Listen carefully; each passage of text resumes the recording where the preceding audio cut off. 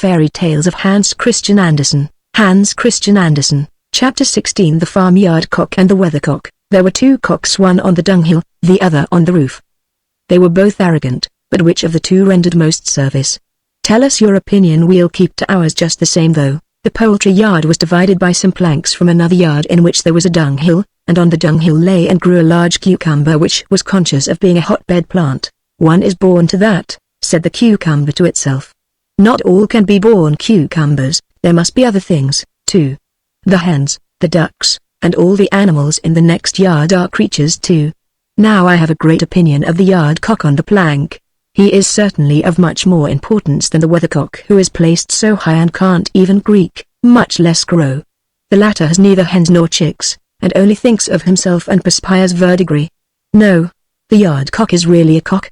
His step is a dance. His crowing is music, and wherever he goes one knows what a trumpeter is like. If he would only come in here. Even if he ate me up stump, stalk, and all, and I had to dissolve in his body, it would be a happy death, said the cucumber. In the night there was a terrible storm. The hens, chicks, and even the cocks sought shelter. The wind tore down the planks between the two yards with a crash, the tiles came tumbling down. But the weathercock sat firm. He did not even turn round, for he could not, and yet he was young and freshly cast, but prudent and sedate. He had been born old, and did not at all resemble the birds flying in the air, the sparrows, and the swallows. No, he despised them. These mean little piping birds. These common whistlers. He admitted that the pigeons, large and white and shining like mother o' pearl, looked like a kind of weathercock, but they were fat and stupid, and all their thoughts and endeavors were directed to filling themselves with food, and besides, they were tiresome things to converse with. The birds of passage had also paid the weathercock a visit and told him of foreign countries, of airy caravans and robber stories that made one's hair stand on end. All this was new and interesting, that is, for the first time, but afterwards, as the weathercock found out, they repeated themselves and always told the same stories, and that's very tedious, and there was no one with whom one could associate, for one and all were stale and small-minded. The world is no good, he said. Everything in it is so stupid. The weathercock was puffed up, and that quality would have made him interesting in the eyes of the cucumber if it had known it, but it had eyes only for the yard cock, who was now in the yard with it. The wind had blown the planks, but the storm was over. What do you think of that crowing? Said the yard cock to the hens and chickens. It was a little rough, it wanted elegance, and the hens and chickens came up on the dunghill, and the cock strutted about like a lord, garden plant.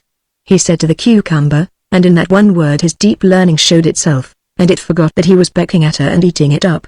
A happy death. The hens and the chickens came, for where one runs the others run too. They clucked, and chirped, and looked at the cock, and were proud that he was of their kind. Cock-a-doodle-doo. He crowed, the chickens will grow up into great hens at once, if I cry it out in the poultry yard of the world. And hens and chicks clucked and chirped, and the cock announced a great piece of news. A cock can lay an egg. And do you know what's in that egg? A basilisk. No one can stand the sight of such a thing. People know that, and now you know it too. You know what is in me, and what a champion of all cocks I am. With that the yard cock flapped his wings, made his comb swell up, and crowed again, and they all shuddered, the hens and the little chicks, but they were very proud that one of their number was such a champion of all cocks. They clucked and chirped till the weathercock heard. He heard it, but he did not stir. Everything is very stupid, the weathercock said to himself. The yard cock lays no eggs, and I am too lazy to do so. If I liked, I could lay a wind egg. But the world is not worth even a wind egg. Everything is so stupid. I don't want to sit here any longer. With that the weathercock broke off, but he did not kill the yard cock, although the hens said that had been his intention. And what is the moral? Better to crow than to be puffed up and break off. Chapter 17. The Daisy. Now listen. In the country, close by the high road, stood a farmhouse. Perhaps you have passed by and seen it yourself.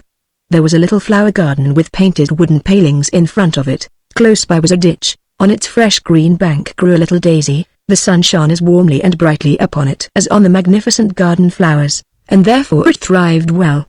One morning it had quite opened, and its little snow-white petals stood round the yellow center, like the rays of the sun. It did not mind that nobody saw it in the grass, and that it was a poor despised flower. On the contrary, it was quite happy, and turned towards the sun, looking upward and listening to the song of the lark high up in the air. The little daisy was as happy as if the day had been a great holiday, but it was only Monday. All the children were at school, and while they were sitting on the forms and learning their lessons, it sat on its thin green stalk and learned from the sun and from its surroundings how kind God is, and it rejoiced that the song of the little lark expressed so sweetly and distinctly its own feelings. With a sort of reverence the daisy looked up to the bird that could fly and sing, but it did not feel envious. I can see and hear, it thought, the sun shines upon me, and the forest kisses me. How rich I am. In the garden close by grew many large and magnificent flowers, and, strange to say, the less fragrance they had the haughtier and prouder they were. The peonies puffed themselves up in order to be larger than the roses, but size is not everything. The tulips had the finest colors, and they knew it well, too, for they were standing bolt upright like candles, that one might see them the better. In their pride they did not see the little daisy, which looked over to them and thought, how rich and beautiful they are. I am sure the pretty bird will fly down and call upon them. Thank God, that I stand so near and can at least see all this splendor. And while the daisy was still thinking, the lark came flying down, crying tweet, but not to the peonies and tulips, no, into the grass to the poor daisy. Its joy was so great that it did not know what to think. The little bird hopped round it and sang, how beautifully soft the grass is, and what a lovely little flower with its golden heart and silver dress is growing here. The yellow center in the daisy did indeed look like gold, while the little petals shone as brightly as silver. How happy the daisy was! No one has the least idea. The bird kissed it with its beak, sang to it, and then rose again up to the blue sky. It was certainly more than a quarter of an hour before the daisy recovered its senses. Half ashamed, yet glad at heart, it looked over to the other flowers in the garden. Surely they had witnessed its pleasure and the honor that had been done to it, they understood its joy. But the tulips stood more stiffly than ever, their faces were pointed and red, because they were vexed. The peonies were sulky, it was well that they could not speak, otherwise they would have given the daisy a good lecture. The little flower could very well see that they were ill at ease, and pitied them sincerely. Shortly after this a girl came into the garden, with a large sharp knife. She went to the tulips and began cutting them off, one after another. Ugh! Sighed the daisy, that is terrible, now they are done for. The girl carried the tulips away. The daisy was glad that it was outside, and only a small flower. It felt very grateful. At sunset it folded its petals, and fell asleep, and dreamt all night of the sun and the little bird. On the following morning, when the flower once more stretched forth its tender petals, like little arms, towards the air and light, the daisy recognized the bird's voice, but what it sang sounded so sad. Indeed the poor bird had good reason to be sad, for it had been caught and put into a cage close by the open window. It sang of the happy days when it could merrily fly about, of fresh green corn in the fields, and of the time when it could soar almost up to the clouds. The poor lark was most unhappy as a prisoner in a cage. The little daisy would have liked so much to help it, but what could be done? Indeed, it was very difficult for such a small flower to find out. It entirely forgot how beautiful everything around it was, how warmly the sun was shining, and how splendidly white its own petals were. It could only think of the poor captive bird, for which it could do nothing. Then two little boys came out of the garden. One of them had a large sharp knife, like that with which the girl had cut the tulips. They came straight towards the little daisy, which could not understand what they wanted. Here is a fine piece of turf for the lark, said one of the boys, and began to cut out a square round the daisy, so that it remained in the center of the grass. Pluck the flower off, said the other boy, and the daisy trembled for fear, for to be pulled off meant death to it, and it wished so much to live, as it was to go with the square of turf into the poor captive lark's cage. No, let it stay, said the other boy, it looks so pretty, and so it stayed, and was brought into the lark's cage. The poor bird was lamenting its lost liberty, and beating its wings against the wires, and the little daisy could not speak or utter a consoling word, much as it would have liked to do so.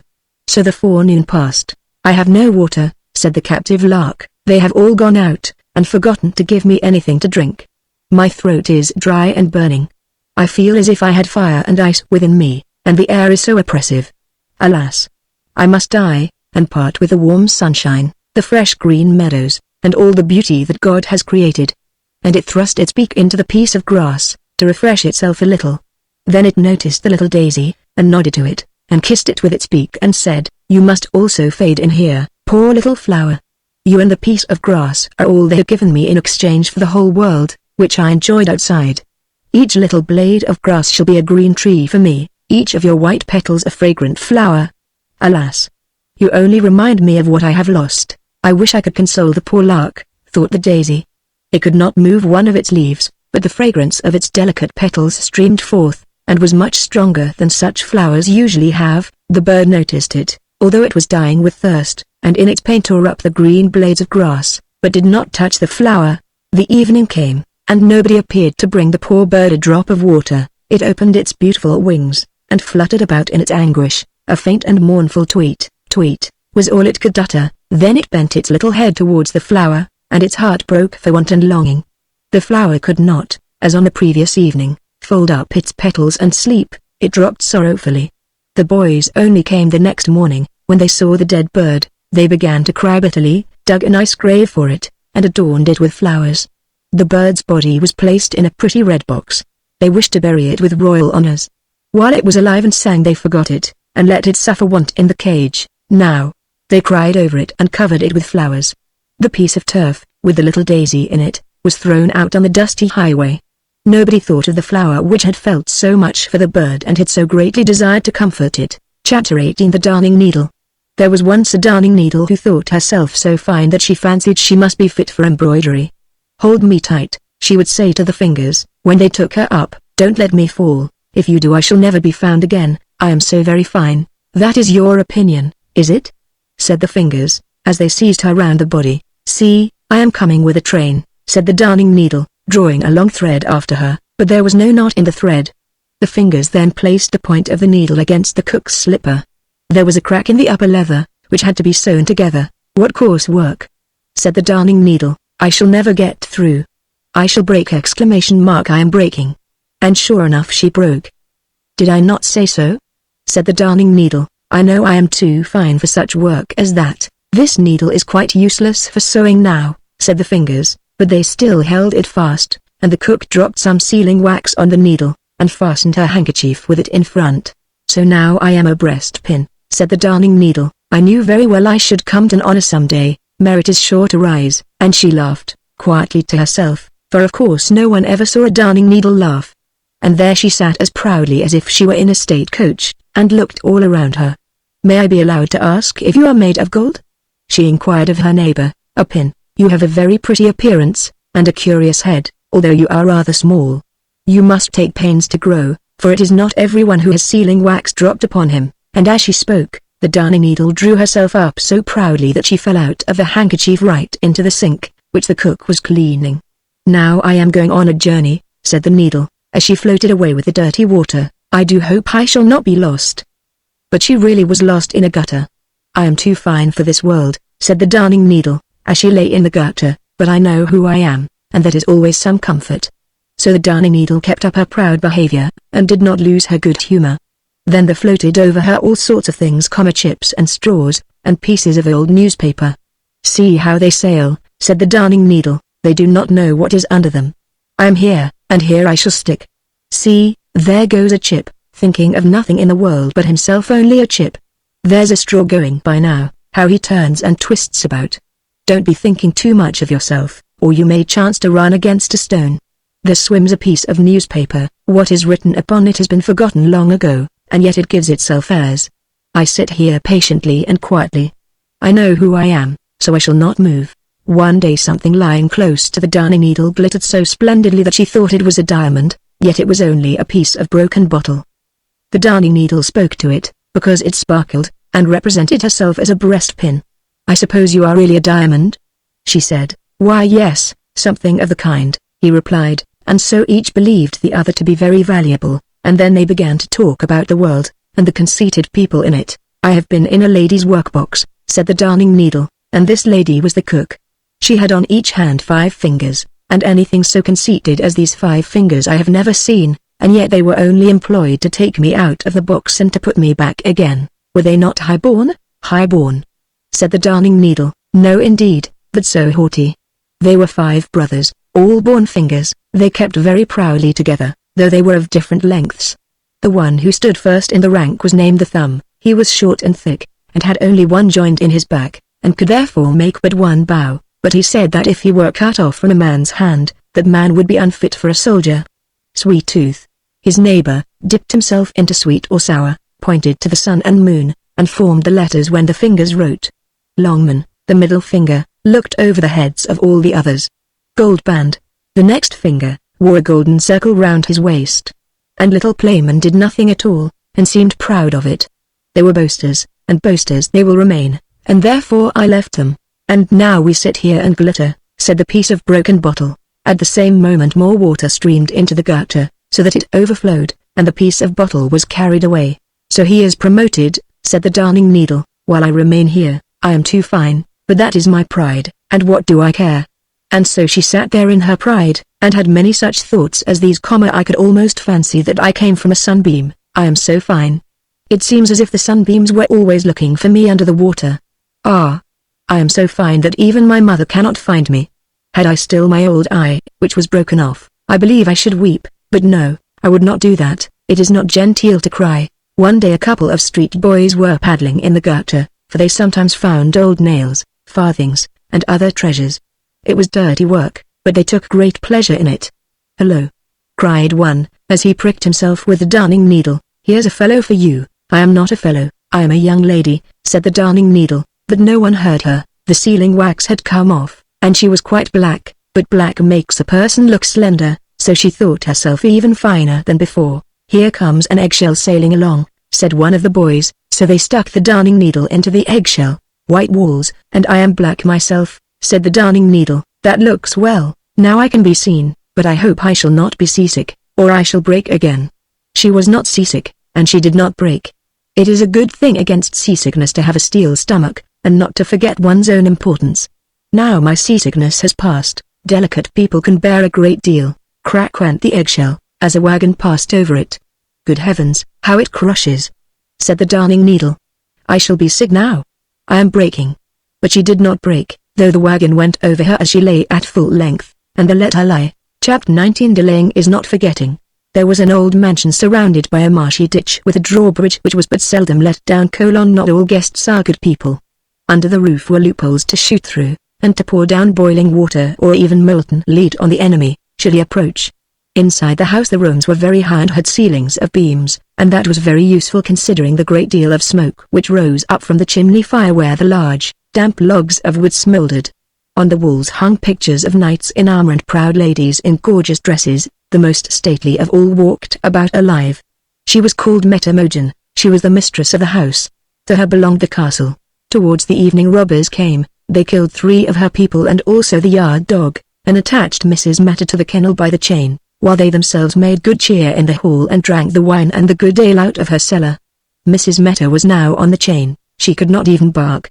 But lo!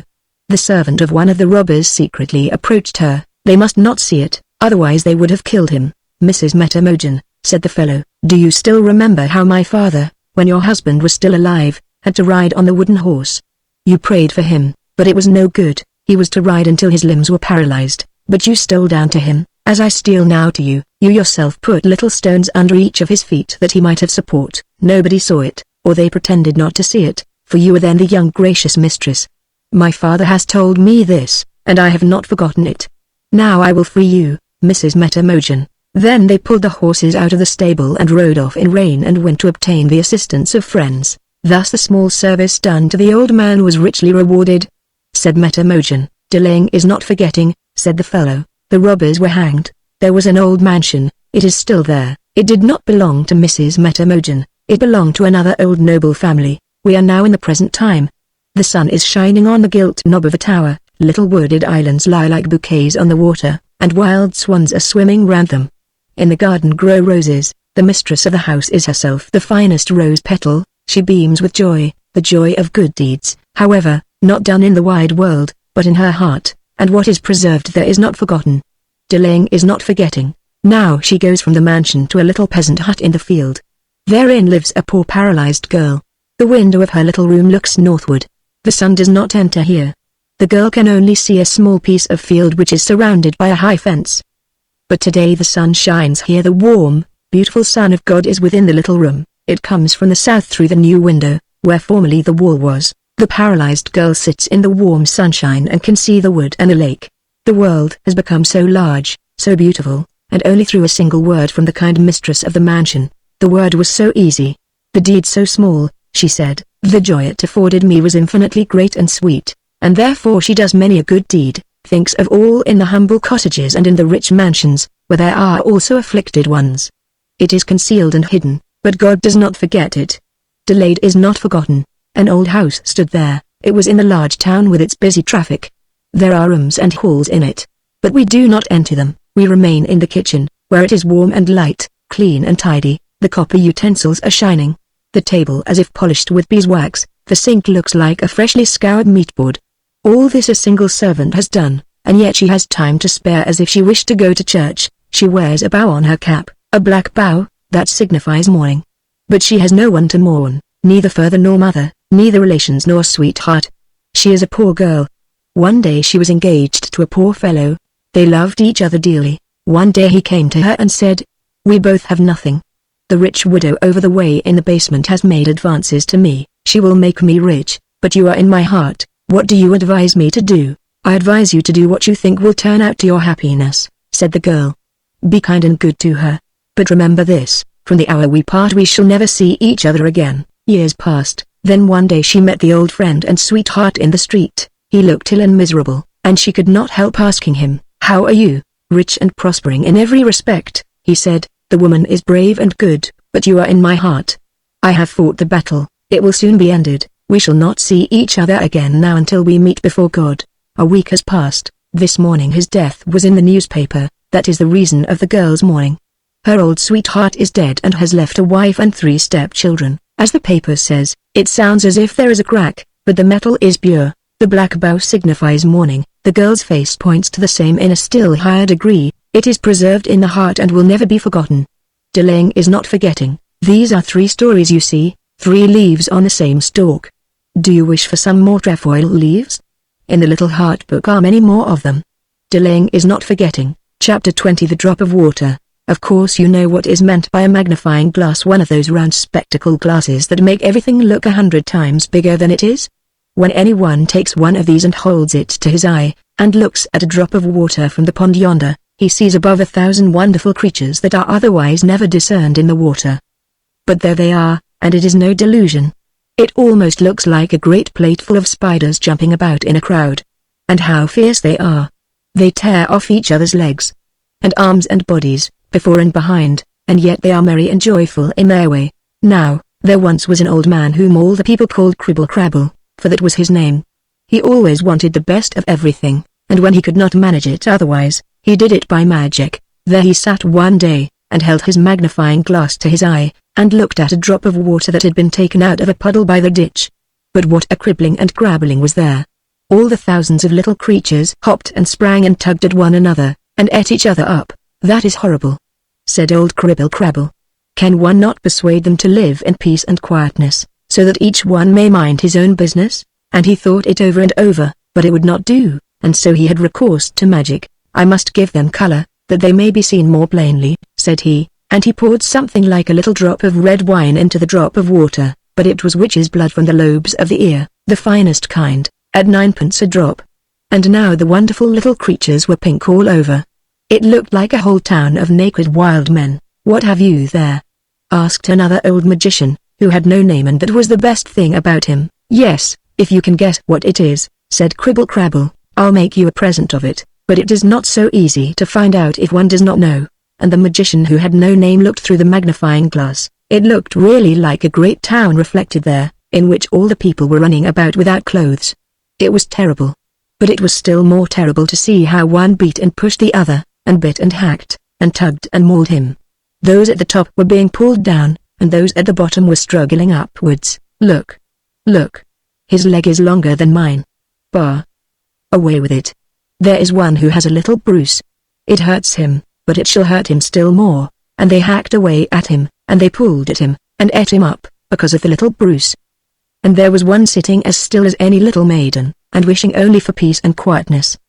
But now she had to come out, and they tugged at her, and pulled her about, and ate her up. "That's funny," said the magician. "Yes, but what do you think it is?" said Cribble Crabble. "Can you find that out?" "Why, one can see that easily enough," said the other. "That's Paris, or some other great city, for they're all alike." "It's a great city, it's a drop of puddle water," said Cribble Crabble. Chapter 21 The Dryad. We are traveling to Paris to the exhibition. Now we are there. That was a journey, A flight without magic. We flew on the wings of steam over the sea and across the land. Yes, our time is the time of fairy tales. We are in the midst of Paris, in a great hotel. Blooming flowers ornament the staircases, and soft carpets the floors. Our room is a very cozy one, and through the open balcony door we have a view of a great square. Spring lives down there. It has come to Paris, and arrived at the same time with us. It has come in the shape of a glorious young chestnut tree, with delicate leaves newly opened. How the tree gleams, dressed in its spring garb, before all the other trees in the place. One of these latter had been struck out of the list of living trees. It lies on the ground with roots exposed. On the place where it stood, the young chestnut tree is to be planted, and to flourish. It still stands towering aloft on the heavy wagon which has brought it this morning a distance of several miles to Paris. For years it had stood there, in the protection of a mighty oak tree, under which the old venerable clergyman had often sat, with children listening to his stories. The young chestnut tree had also listened to the stories, for the dryad who lived in it was a child also. She remembered the time when the tree was so little that it only projected a short way above the grass and ferns around. These were as tall as they would ever be, but the tree grew every year, and enjoyed the air and the sunshine, and drank the dew and the rain. Several times it was also, as it must be, well shaken by the wind and the rain, for that is a part of education. The dryad rejoiced in her life, and rejoiced in the sunshine, and the singing of the birds, but she was most rejoiced at human voices. She understood the language of men as well as she understood that of animals. Butterflies, cockchafers, dragonflies, everything that could fly came to pay a visit. They could all talk. They told of the village, of the vineyard, of the forest, of the old castle with its parks and canals and ponds. Down in the water dwelt also living beings, which, in their way, could fly under the water from one place to another, beings with knowledge and delineation.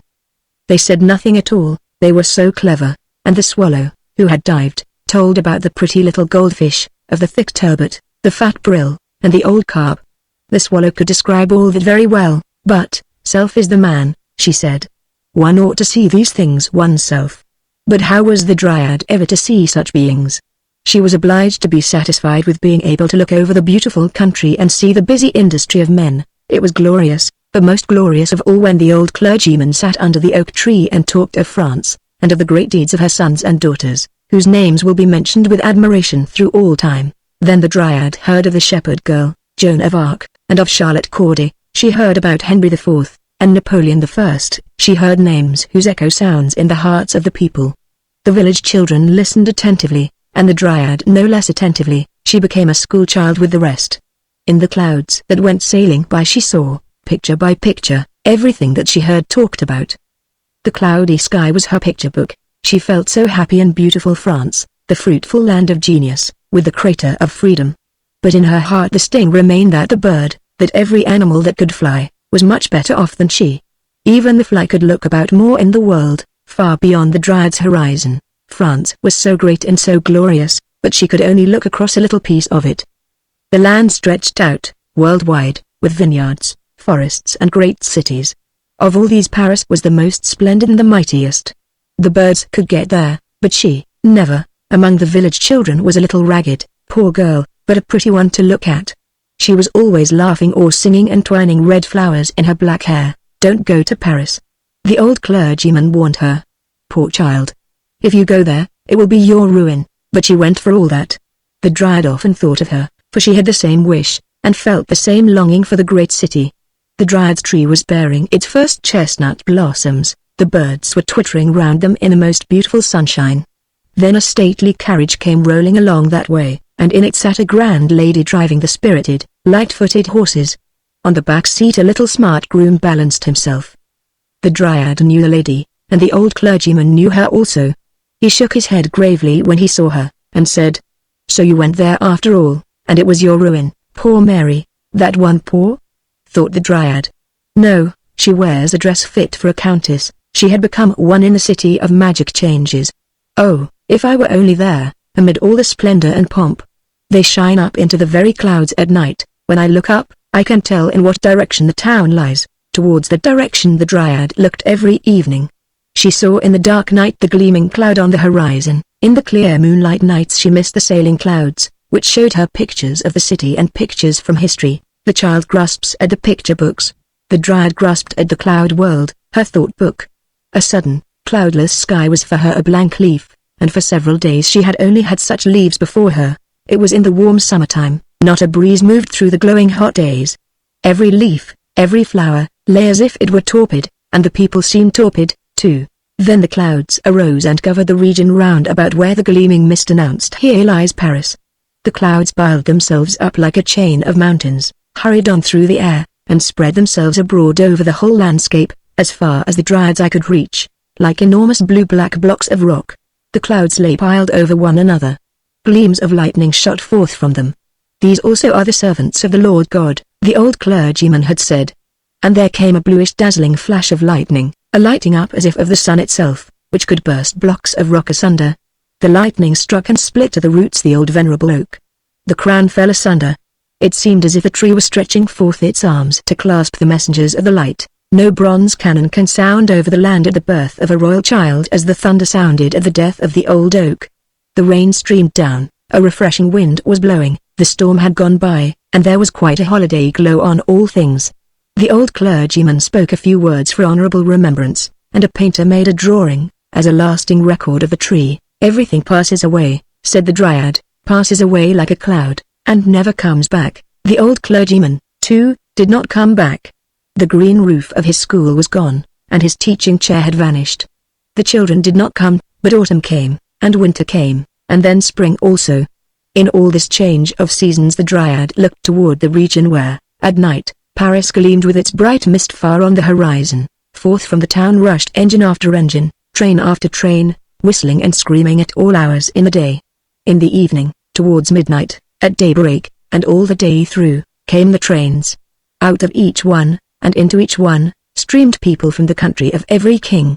A new wonder of the world had summoned them to Paris. In what form did this wonder exhibit itself? "A splendid blossom of art and industry," said one, "has unfolded itself in the Champ de Mars, a gigantic sunflower, from whose petals one can learn geography and statistics, and can become as wise as a Lord Mayor, and raise oneself to the level of art and poetry, and study the greatness and power of the various lands." "A fairy tale flower," said another, "a many-colored lotus plant, which spreads out its green leaves like a velvet carpet over the sand. The opening spring has brought it forth, the summer will see it in all its splendor, the autumn winds will sweep it away, so that not a leaf, not a fragment of its root shall remain. In front of the military school extends in time of peace the arena of war, a field without a blade of grass, a piece of sandy steppe, as if cut out of the desert of Africa, where Fata Morgana displays her wondrous airy castles and hanging gardens. In the Champ de Mars, however, these were to be seen more splendid, more wonderful than in the East, for human art had converted the airy deceptive scenes into reality. The Aladdin's palace of the present has been built, it was said. Day by day, hour by hour, it unfolds more of its wonderful splendor. The endless halls shine in marble and many colors. Master Bloodless here moves his limbs of steel and iron in the great circular hall of machinery. Works of art in metal, in stone, in Goblin's tapestry, announce the vitality of mind that is stirring in every land. Halls of paintings, splendor of flowers, everything that mind and skill can create in the workshop of the artisan, has been placed here for show. Even the memorials of ancient days, out of old graves and turf moors, have appeared at this general meeting. The overpowering great variegated whole must be divided into small portions, and pressed together like a plaything, if it is to be understood and described. Like a great table on Christmas Eve, the Champ de Mars carried a wonder castle of industry and art, and around this knickknacks from all countries had been ranged, knickknacks on a grand scale, for every nation found some remembrance of home. Here stood the royal palace of Egypt, there the caravanserai of the desert land. The Bedouin had quitted his sunny country, and hastened by on his camel. Here stood the Russian stables, with the fiery glorious horses of the steppe. Here stood the simple straw-thatched dwelling of the Danish peasant, with the Dennebrog flag, next to Gustavus Vasa's wooden house from Dullen, with its wonderful carvings.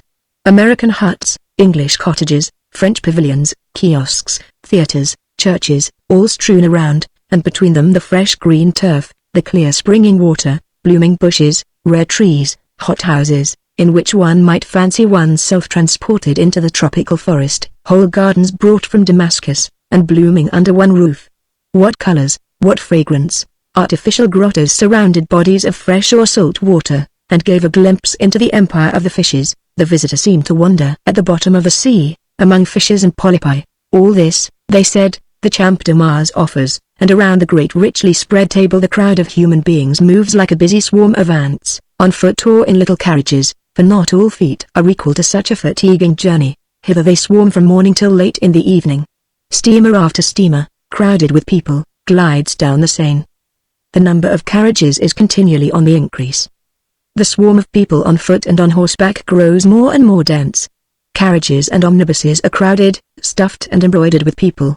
All these tributary streams flow in one direction towards the exhibition. On every entrance the flag of France is displayed, around the world's bazaar wave the flags of all nations.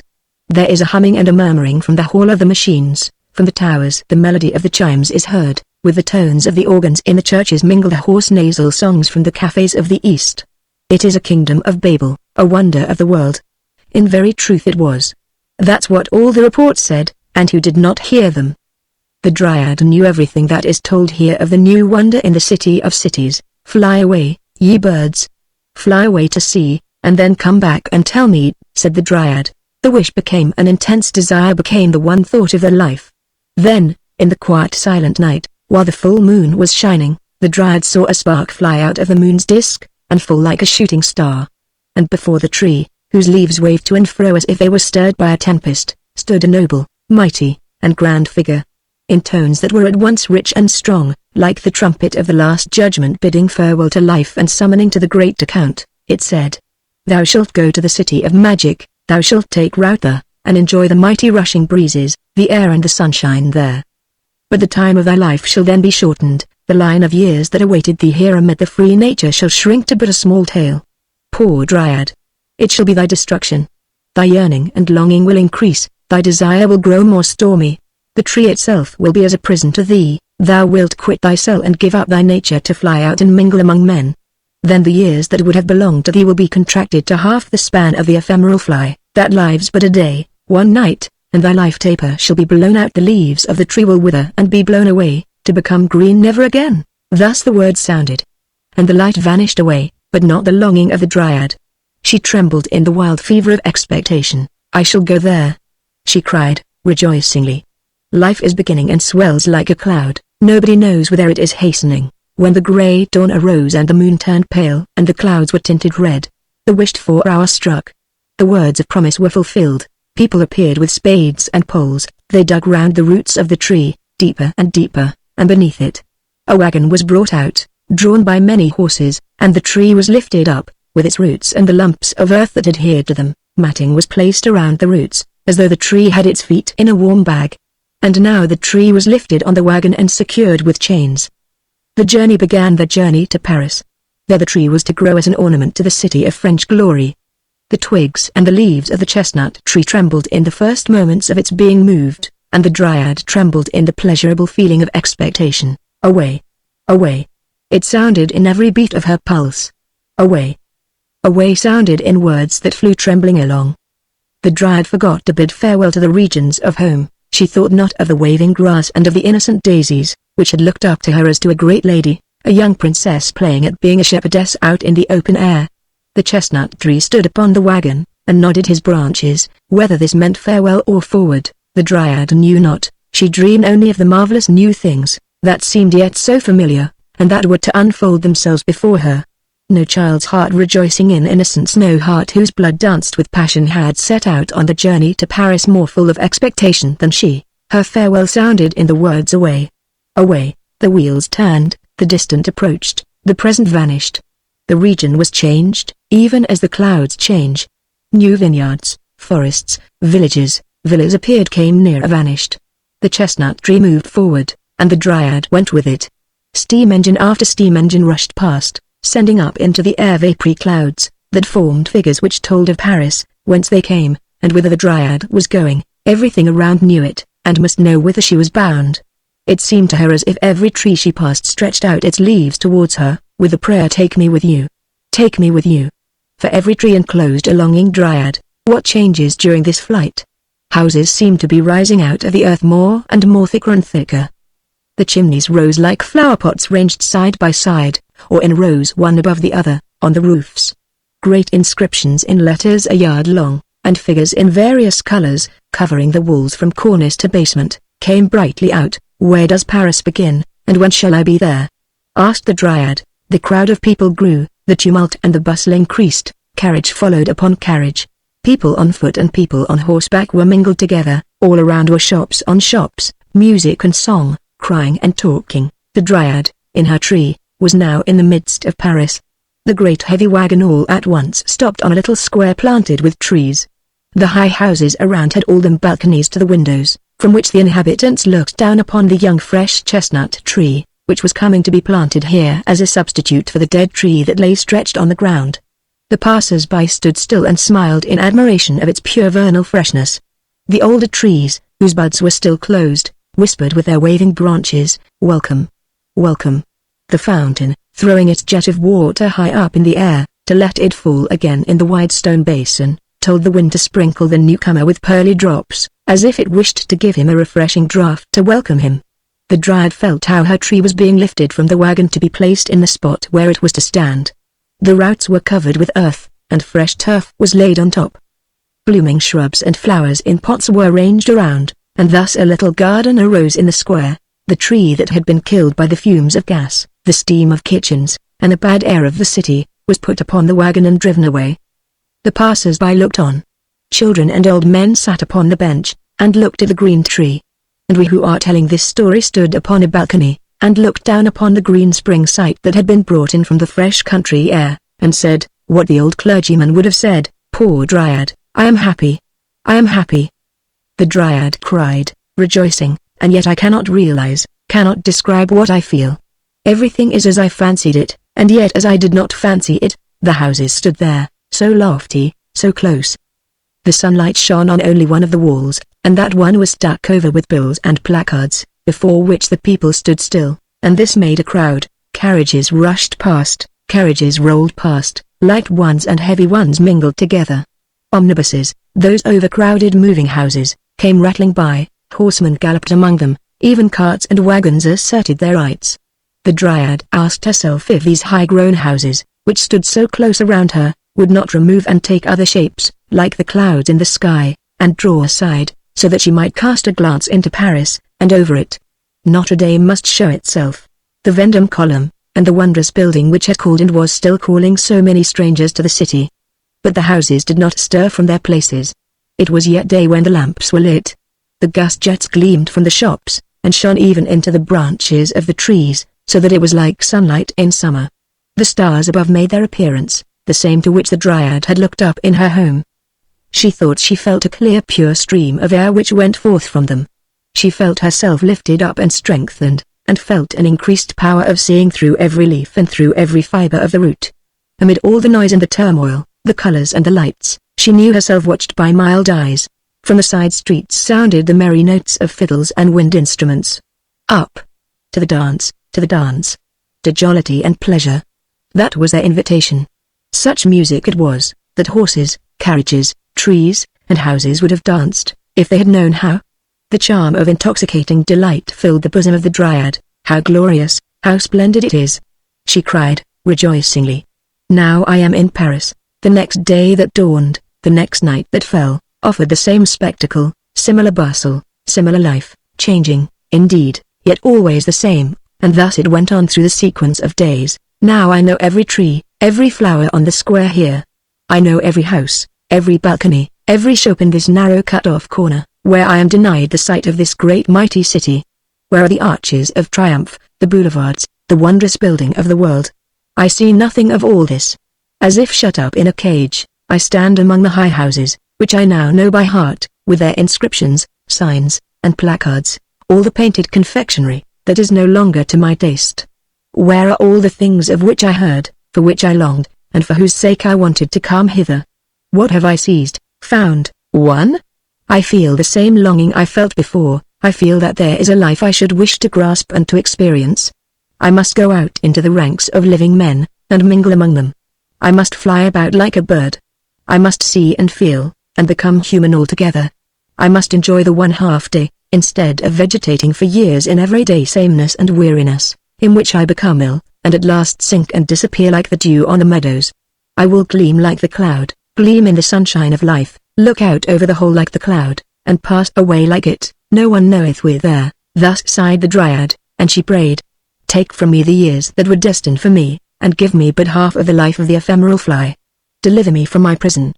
Give me human life, human happiness, only a short span, only the one night, if it cannot be otherwise, and then punish me for my wish to live, my longing for life. Strike me out of thy list. Let my shell, the fresh young tree, wither, or be hewn down, and burnt to ashes, and scattered to all the winds. A rustling went through the leaves of the tree, there was a trembling in each of the leaves, it seemed as if fire streamed through it. A gust of wind shook its green crown, and from the midst of that crown a female figure came forth. In the same moment she was sitting beneath the brightly illuminated leafy branches, young and beautiful to behold, like poor Mary, to whom the clergyman had said, "The great city will be thy destruction." The Dryad sat at the foot of the tree at her house door, which she had locked, and whose key had thrown away. So young, so fair. The stars saw her, and blinked at her. The gas lamps saw her, and gleamed and beckoned to her. How delicate she was, and yet how blooming! A child, and yet a grown maiden. Her dress was fine as silk, green as the freshly opened leaves on the crown of the tree. In her nut-brown hair clung a half-opened chestnut blossom. She looked like the goddess of spring. For one short minute she sat motionless, then she sprang up, and, light as a gazelle, she hurried away. She ran and sprang like the reflection from the mirror that, carried by the sunshine, is cast, now here, now there. Could anyone have followed her with his eyes, he would have seen how marvelously her dress and her form changed, according to the nature of the house or the place whose light happened to shine upon her. She reached the boulevards. Here a sea of light streamed forth from the gas flames of the lamps, the shops and the cafes. Here stood in a row young and slender trees, each of which concealed its Dryad, and gave shade from the artificial sunlight. The whole vast pavement was one great festive hall, where covered tables stood laden with refreshments of all kinds, from champagne and chartreuse down to coffee and beer. Here was an exhibition of flowers, statues, books, and colored stuffs. From the crowd close by the lofty houses she looked forth over the terrific stream beyond the rows of trees. Yonder heaved a stream of rolling carriages, cabriolets, coaches, omnibuses, cabs, and among them riding gentlemen and marching troops. To cross to the opposite shore was an undertaking fraught with danger to life and limb. Now lanterns shed their radiance abroad, now the gas had the upper hand, suddenly a rocket rises. Whence? Whither? Here are sounds of soft Italian melodies, yonder, Spanish songs are sung, accompanied by the rattle of the castanets, but strongest of all, and predominating over the rest, the street organ tunes of the moment. The exciting can-can music, which Orpheus never knew, and which was never heard by the belle Helene. Even the barrow was tempted to hop upon one of its wheels. The Dryad danced, floated, flew, changing her color every moment, like a hummingbird in the sunshine. Each house, with the world belonging to it, gave her its own reflections, as the glowing lotus flower, torn from its stem, is carried away by the stream, so the Dryad drifted along. Whenever she paused, she was another being, so that none was able to follow her, to recognize her, or to look more closely at her. Like cloud pictures, all things flew by her. She looked into 1,000 faces, but not one was familiar to her. She saw not a single form from home. 2 bright eyes had remained in her memory. She thought of Mary, poor Mary, the ragged merry child, who wore the red flowers in her black hair. Mary was now here, in the world city, rich and magnificent as in that day when she drove past the house of the old clergyman, and past the tree of the Dryad, the old oak. Here she was certainly living, in the deafening tumult. Perhaps she had just stepped out of one of the gorgeous carriages in waiting. Handsome equipages, with coachman in gold braid and footman in silken hose, drove up. The people who alighted from them were all richly dressed ladies. They went through the open gate, and ascended the broad staircase that led to a building resting on marble pillars. Was this building, perhaps, the wonder of the world? The Mary would certainly be found. Sancta Maria resounded from the interior. Incense floated through the lofty painted and gilded aisles, where a solemn twilight reigned. It was the Church of the Madeleine, clad in black garments of the most costly stuffs, fashioned according to the latest mode. The rich feminine world of Paris glided across the shining pavement. The crests of the proprietors were engraved on silver shields on the velvet-bound prayer books, and embroidered in the corners of perfumed handkerchiefs bordered with Brussels lace. A few of the ladies were kneeling in silent prayer before the altars, others resorted to the confessionals. Anxiety and fear took possession of the Dryad. She felt as if she had entered a place where she had no right to be. Here was the abode of silence, the hall of secrets. Everything was said in whispers, every word was a mystery.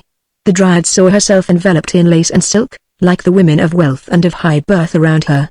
Had, perhaps, every one of them a longing in her breast, like the Dryad? A deep, painful sigh was heard. Did it escape from some confessional in a distant corner, or from the bosom of the Dryad? She drew the veil closer around her, she breathed incense, and not the fresh air.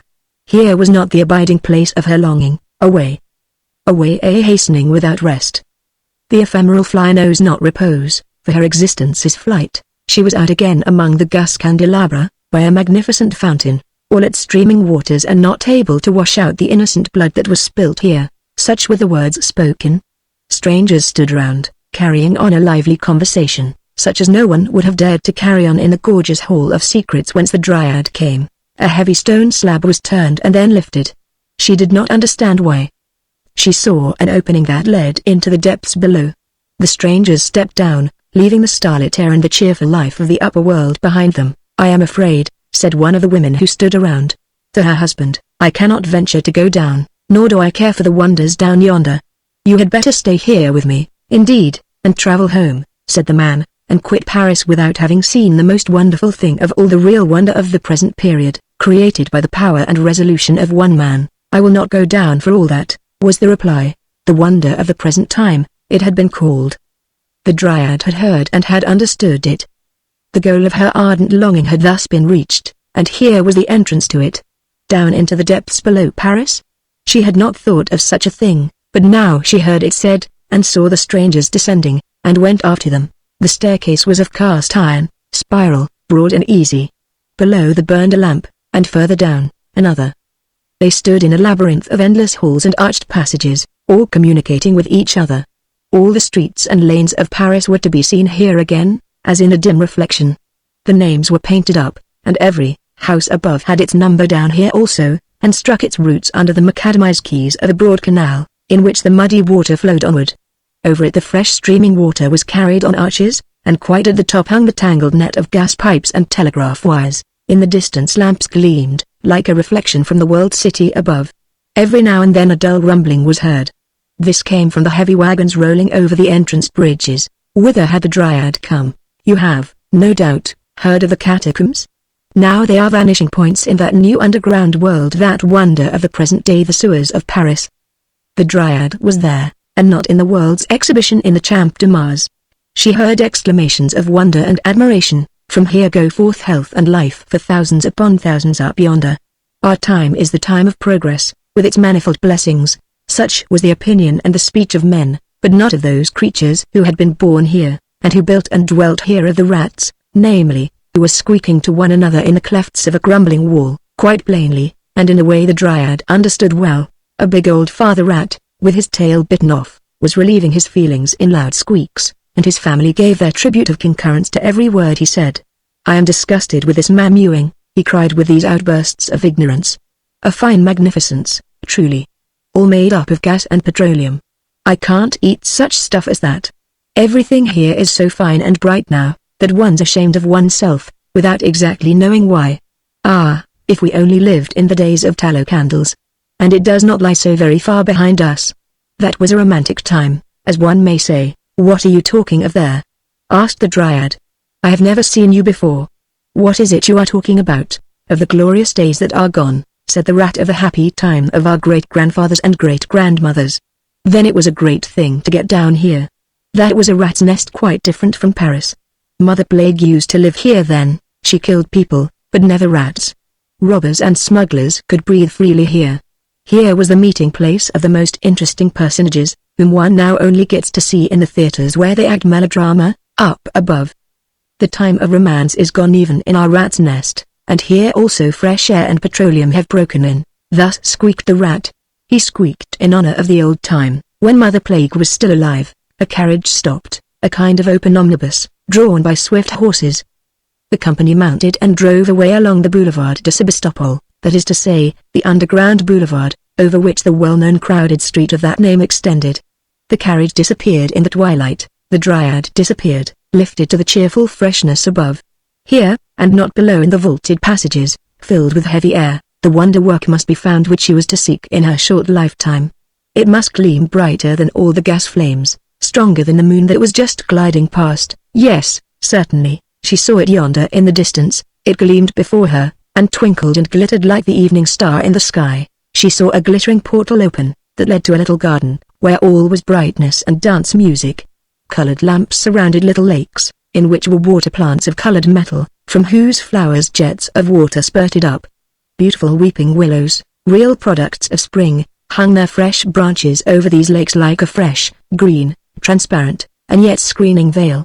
In the bushes burnt an open fire, throwing a red twilight over the quiet huts of branches, into which the sounds of music penetrated, an ear-tickling, intoxicating music, that sent the blood coursing through the veins. Beautiful girls in festive attire, with pleasant smiles on their lips, and the light spirit of youth in their hearts, Marys, with roses in their hair, but without carriage and postillion, flitted to and fro in the wild dance. Where were the heads, where the feet? As if stung by tarantulas, they sprang, laughed, rejoiced, as if in their ecstasies they were going to embrace all the world. The Dryad felt herself torn with them into the whirl of the dance. Round her delicate foot clung the silken boot, chestnut brown in color, like the ribbon that floated from her hair down upon her bare shoulders. The green silk dress waved in large folds, but did not entirely hide the pretty foot and ankle. Had she come to the enchanted garden of Armida? What was the name of the place? The name glittered in gas jets over the entrance. It was Mabille. The soaring upwards of rockets, the splashing of fountains, and the popping of champagne corks accompanied the wild bacchantic dance. Over the whole glided the moon through the air, clear, but with a somewhat crooked face.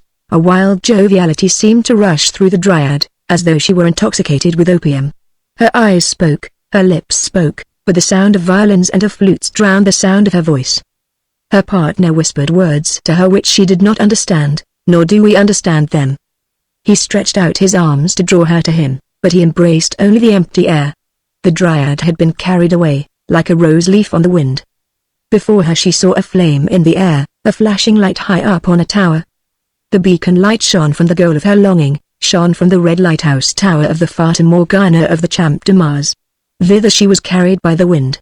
She circled round the tower. The workmen thought it was a butterfly that had come too early, and that now sank down dying. The moon shone bright, gas lamps spread light around, through the halls, over the all-worlds buildings scattered about, over the rose hills and the rocks produced by human ingenuity, from which waterfalls, driven by the power of Master Bloodless, fell down. The caverns of the sea, the depths of the lakes, the kingdom of the fishes were opened here. Men walked as in the depths of the deep pond, and held converse with the sea, in the diving bell of glass. The water pressed against the strong glass walls above and on every side. The polypi, eel-like living creatures, had fastened themselves to the bottom, and stretched out arms, fathoms long, for prey. A big turbot was making himself broad in front, quietly enough, but not without casting some suspicious glances aside. A crab clambered over him, looking like a gigantic spider, while the shrimps wandered about in restless haste, like the butterflies and moths of the sea. In the fresh water grew water lilies, nymphea, and reeds. The goldfishes stood up below in rank and file, all turning their heads one way, that the streaming water might flow into their mouths. Fat carps stared at the glass wall with stupid eyes. They knew that they were here to be exhibited, and that they had made the somewhat toilsome journey hither in tubs filled with water, and they thought with dismay of the land sickness from which they had suffered so cruelly on the railway. They had come to see the exhibition, and now contemplated it from their fresh or salt water position. They looked attentively at the crowds of people who passed by them early and late. All the nations in the world, they thought, had made an exhibition of their inhabitants, for the edification of the soles and haddocks, pike and carp, that they might give their opinions upon the different kinds. Those are scaly animals, said a little slimy whiting. They put on different scales 2 or 3 times a day, and they emit sounds which they call speaking. We don't put on scales, and we make ourselves understood in an easier way, simply by twitching the corners of our mouths and staring with our eyes. We have a great many advantages over mankind, but they have learned swimming of us, remarked a well-educated codling. You must know I come from the great sea outside. In the hot time of the year the people yonder go into the water, first they take off their scales, and then they swim. They have learnt from the frogs to kick out with their hind legs, and row with their 4 paws. But they cannot hold out long. They want to be like us, but they cannot come up to us. Poor people. And the fishes stared. They thought that the whole swarm of people whom they had seen in the bright daylight were still moving around them, They were certain they still saw the same forms that had first caught their attention. A pretty barbel, with spotted skin, and an enviably round back, declared that the human fry was still there. "I can see a well-set-up human figure quite well," said the barbel. She was called Contumacious Lady, or something of that kind. She had a mouth and staring eyes, like ours, and a great balloon at the back of her head, and something like a shut-up umbrella in front. There were a lot of dangling bits of seaweed hanging about her. She ought to take all the rubbish off, and go as we do, then she would look something like a respectable barbel, so far as it is possible for a person to look like one. What's become of that one whom they drew away with the hook? He sat on a wheelchair, and had paper, and pen, and ink, and wrote down everything. They called him a writer. "They're going about with him still," said a hoary old maid of a carp, who carried her misfortune about with her, so that she was quite hoarse. In her youth she had once swallowed a hook, and still swam patiently about with it in her gullet. A writer? That means, as we fishers describe it, a kind of cuttle or inkfish among men. Thus the fishes gossiped in their own way, but in the artificial water grotto the laborers were busy, who were obliged to take advantage of the hours of night to get their work done by daybreak. They accompanied with blows of their hammers and with songs the parting words of the vanishing dryad. "So, at any rate, I have seen you, you pretty goldfishes," she said. "Yes, I know you," and she waved her hand to them. "I have known about you a long time in my home, the swallow told me about you. How beautiful you are. How delicate and shining. I should like to kiss every one of you. You others, also. I know you all, but you do not know me." The fishes stared out into the twilight. They did not understand a word of it. The dryad was there no longer. She had been a long time in the open air, where the different countries, the country of black bread, the codfish coast, the kingdom of Russia leather, and the banks of eau de Cologne, and the gardens of rose oil exhaled their perfumes from the world wonder flower. When, after a night at a ball, we drive home half asleep and half awake, the melodies still sound plainly in our ears. We hear them, and could sing them all from memory. When the eye of the murdered man closes, the picture of what it saw last clings to it for a time like a photographic picture, so it was likewise here. The bustling life of day had not yet disappeared in the quiet night. The dryad had seen it, she knew, thus it will be repeated tomorrow. The dryad stood among the fragrant roses, and thought she knew them, and had seen them in her own home. She also saw red pomegranate flowers, like those that little Mary had worn in her dark hair. Remembrances from the home of her childhood flashed through her thoughts. Her eyes eagerly drank in the prospect around, and feverish restlessness chased her through the wonder-filled halls. A weariness that increased continually, took possession of her. She felt a longing to rest on the soft oriental carpets within, or to lean against the weeping willow without by the clear water. But for the ephemeral fly there was no rest. In a few moments the day had completed its circle. Her thoughts trembled. Her limbs trembled. She sank down on the grass by the bubbling water. "Thou wilt ever spring living from the earth," she said mournfully. "Moisten my tongue, bring me a refreshing draught." "I am no living water," was the answer. "I only spring upward when the machine wills it." "Give me something of thy freshness, thou green grass," implored the dryad. "Give me one of thy fragrant flowers." "We must die if we are torn from our stalks," replied the flowers and the grass. "Give me a kiss, thou fresh stream of air, only a single life kiss." "Soon the sun will kiss the clouds red," answered the wind. "Then thou wilt be among the dead, blown away, as all the splendor here will be blown away before the year shall have ended. Then I can play again with the light loose sand on the place here, and whirl the dust over the land and through the air. All is dust." The dryad felt a terror like a woman who has cut asunder her pulse artery in the bath, but is filled again with the love of life, even while she is bleeding to death. She raised herself, tottered forward a few steps, and sank down again at the entrance to a little church. The gate stood open, lights were burning upon the altar, and the organ sounded. What music! Such notes the dryad had never yet heard, and yet it seemed to her as if she recognized a number of well-known voices among them. They came deep from the heart of all creation.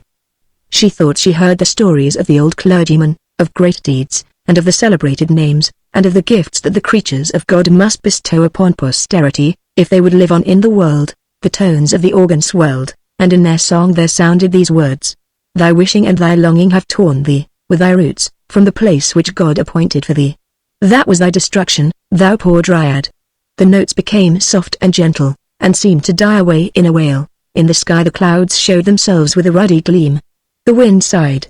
"Pass away, ye dead. Now the sun is going to rise." The first ray fell on the dryad. Her form was irradiated in changing colors, like the soap bubble when it is bursting and becomes a drop of water, like a tear that falls and passes away like a vapor. Poor Dryad. Only a dewdrop, only a tear, poured upon the earth, and vanished away. Chapter 22 Jack the Dullard. An old story told anew. Far in the interior of the country lay an old baronial hall, and in it lived an old proprietor, who had 2 sons, which 2 young men thought themselves too clever by half.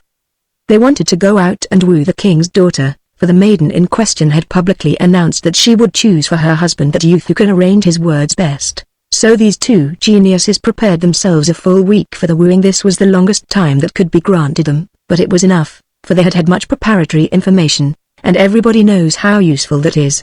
One of them knew the whole Latin dictionary by heart, and 3 whole years of the daily paper of the little town into the bargain, and so well, indeed, that he could repeat it all either backwards or forwards, just as he chose. The other was deeply read in the corporation laws, and knew by heart what every corporation ought to know, and accordingly he thought he could talk of affairs of state, and put his spoke in the wheel in the council. And he knew one thing more, he could embroider suspenders with roses and other flowers, and with arabesques, for he was a tasty, light-fingered fellow. I shall win the princess. So cried both of them. Therefore their old papa gave to each of them a handsome horse.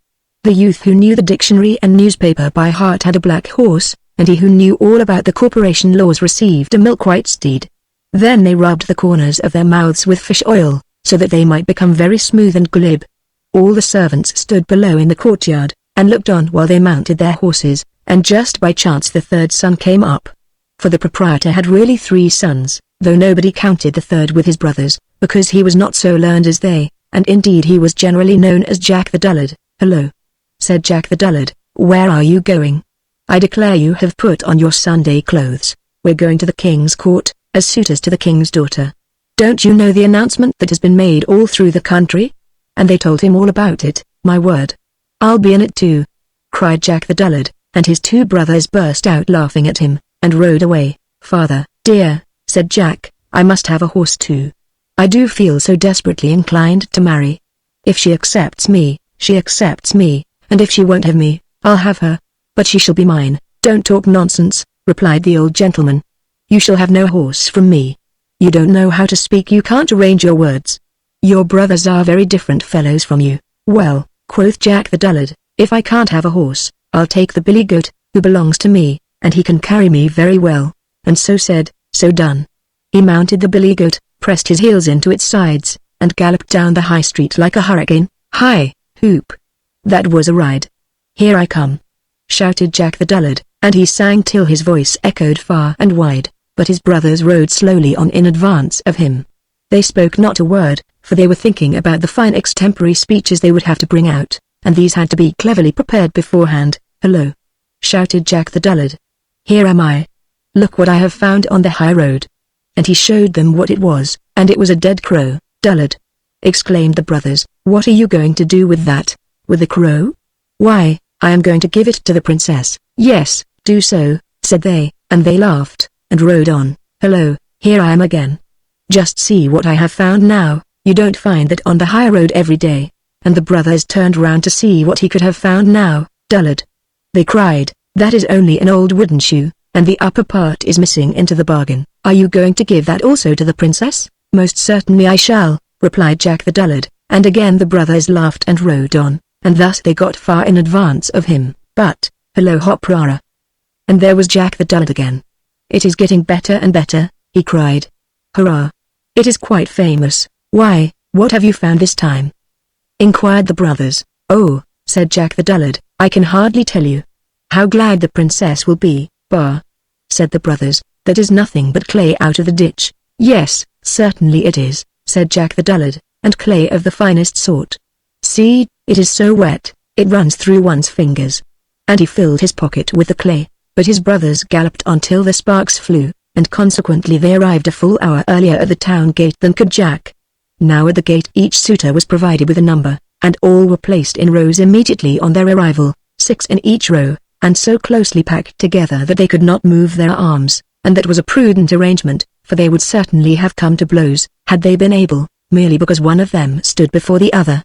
All the inhabitants of the country round about stood in great crowds around the castle, almost under the very windows, to see the princess receive the suitors, and as each stepped into the hall, his power of speech seemed to desert him, like the light of a candle that is blown out.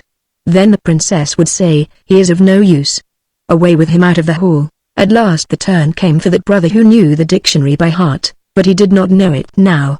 He had absolutely forgotten it altogether, and the board seemed to re-echo with his footsteps, and the ceiling of the hall was made of looking-glass, so that he saw himself standing on his head, and at the window stood 3 clerks and a head clerk, and every one of them was writing down every single word that was uttered, so that it might be printed in the newspapers, and sold for a penny at the street corners. It was a terrible ordeal, and they had, moreover, made such a fire in the stove, that the room seemed quite red-hot. "It is dreadfully hot here," observed the first brother. "Yes," replied the princess, "my father is going to roast young pullets today." Bah! There he stood like a bar lamb. He had not been prepared for a speech of this kind, and had not a word to say, though he intended to say something witty. "Bah! He is of no use," said the princess. "Away with him," and he was obliged to go accordingly. And now the second brother came in. "It is terribly warm here," he observed. "Yes, we're roasting pullets today," replied the princess. What were you pleased to stammered he, and all the clerks wrote down, "Pleased to He is of no use," said the princess. "Away with him." Now came the turn of Jack the Dullard. He rode into the hall on his goat. "Well, it's most abominably hot here." "Yes, because I'm roasting young pullets," replied the princess. "Ah, that's lucky," exclaimed Jack the Dullard, "for I suppose you'll let me roast my crow at the same time?" "With the greatest pleasure," said the princess. "But have you anything you can roast it in? For I have neither pot nor pan." "Certainly I have," said Jack. "Here's a cooking utensil with a tin handle," and he brought out the old wooden shoe, and put the crow into it. "Well, that is a famous dish," said the princess. "But what shall we do for sauce?" "Oh, I have that in my pocket," said Jack. "I have so much of it that I can afford to throw some away," and he poured some of the clay out of his pocket. "I like that," said the princess. "You can give an answer, and you have something to say for yourself, and so you shall be my husband. But are you aware that every word we speak is being taken down, and will be published in the paper tomorrow? Look yonder, and you will see in every window 3 clerks and a head clerk, and the old head clerk is the worst of all, for he can't understand anything." But she only said this to frighten Jack the Dullard, and the clerks gave a great crow of delight, and each one spurted a blot out of his pen onto the floor. "Oh, those are the gentlemen, are they?" said Jack. "Then I will give the best I have to the head clerk." And he turned out his pockets, and flung the wet clay full in the head clerk's face. "That was very cleverly done," observed the princess. "I could not have done that, but I shall learn in time." And accordingly Jack the Dullard was made a king, and received a crown and a wife, and sat upon a throne. And this report we have wet from the press of the head clerk and the corporation of printers, but they are not to be depended upon in the least. Chapter 23 The Dumb Book. In the high road which led through a wood stood a solitary farmhouse. The road, in fact, ran right through its yard. The sun was shining and all the windows were open. Within the house people were very busy. In the yard, in an arbor formed by lilac bushes in full bloom, stood an open coffin. Thither they had carried a dead man, who was to be buried that very afternoon. Nobody shed a tear over him. His face was covered over with a white cloth. Under his head they had placed a large thick book, the leaves of which consisted of folded sheets of blotting paper, and withered flowers lay between them. It was the herbarium which he had gathered in various places and was to be buried with him, according to his own wish. Every one of the flowers in it was connected with some chapter of his life. "Who is the dead man?" we asked. "The old student," was the reply. "They say that he was once an energetic young man, that he studied the dead languages, and sang and even composed many songs. Then something had happened to him, and in consequence of this he gave himself up to drink, body and mind. When at last he had ruined his health, they brought him into the country, where someone paid for his board and residence. He was gentle as a child as long as the sullen mood did not come over him. But when it came he was fierce, became as strong as a giant, and ran about in the wood like a chased deer. But when we succeeded in bringing him home, and prevailed upon him to open the book with the dried-up plants in it, he would sometimes sit for a whole day looking at this or that plant, while frequently the tears rolled over his cheeks. God knows what was in his mind, but he requested us to put the book into his coffin, and now he lies there. In a little while the lid will be placed upon the coffin, and he will have sweet rest in the grave. The cloth which covered his face was lifted up, the dead man's face expressed peace. A sunbeam fell upon it. A swallow flew with the swiftness of an arrow into the arbor, turning in its flight, and twittered over the dead man's head. What a strange feeling it is, surely we all know it. To look through old letters of our young days, a different life rises up out of the past, as it were, with all its hopes and sorrows. How many of the people with whom in those days we used to be on intimate terms appear to us as if dead, and yet they are still alive, only we have not thought of them for such a long time, whom we imagined we should retain in our memories forever, and share every joy and sorrow with them. The withered oak leaf in the book here recalled the friend, the schoolfellow, who was to be his friend for life. He fixed the leaf to the student's cap in the greenwood, when they vowed eternal friendship. Where does he dwell now? The leaf is kept, but the friendship does no longer exist. Here is a foreign hothouse plant, too tender for the gardens of the north.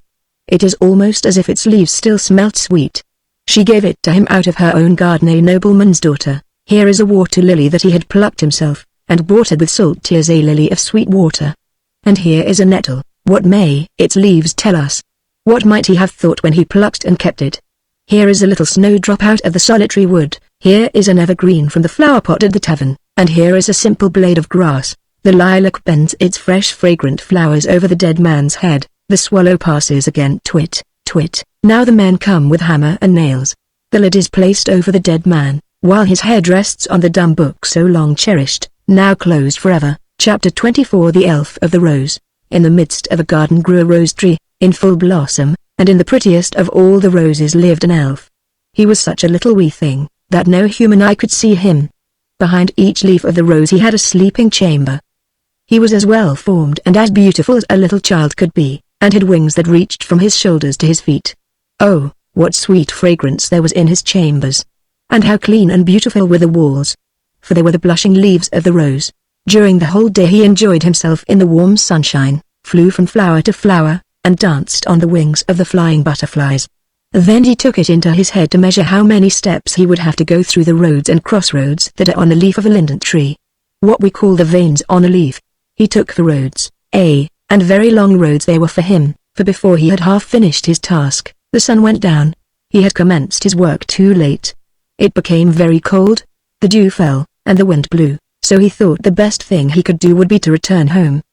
He hurried himself as much as he could, but he found the roses all closed up, and he could not get in. Not a single rose stood open. The poor little elf was very much frightened. He had never before been out at night, but had always slumbered secretly behind the warm rose leaves. Oh, this would certainly be his death. At the other end of the garden, he knew there was an arbor, overgrown with beautiful honeysuckles. The blossoms looked like large painted horns, and he thought to himself, he would go and sleep in one of these till the morning. He flew thither. But hush! 2 people were in the arbor, a handsome young man and a beautiful lady. They sat side by side, and wished that they might never be obliged to part. They loved each other much more than the best child can love its father and mother.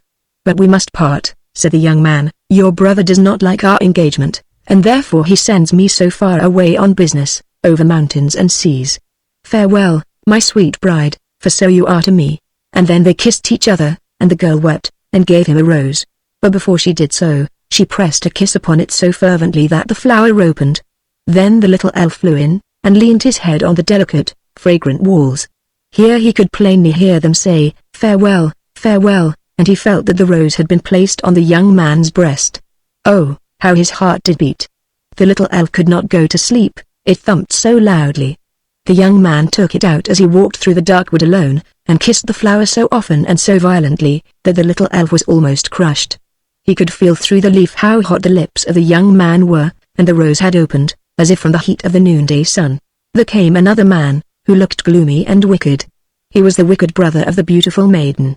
He drew out a sharp knife, and while the other was kissing the rose, the wicked man stabbed him to death. Then he cut off his head, and buried it with the body in the soft earth under the linden tree. Now he is gone, and will soon be forgotten, thought the wicked brother. He will never come back again. He was going on a long journey over mountains and seas. It is easy for a man to lose his life in such a journey. My sister will suppose he is dead, for he cannot come back, and she will not dare to question me about him. Then he scattered the dry leaves over the light earth with his foot, and went home through the darkness, but he went not alone, as he thought, the little elf accompanied him. He sat in a dry rolled up linden leaf, which had fallen from the tree onto the wicked man's head, as he was digging the grave.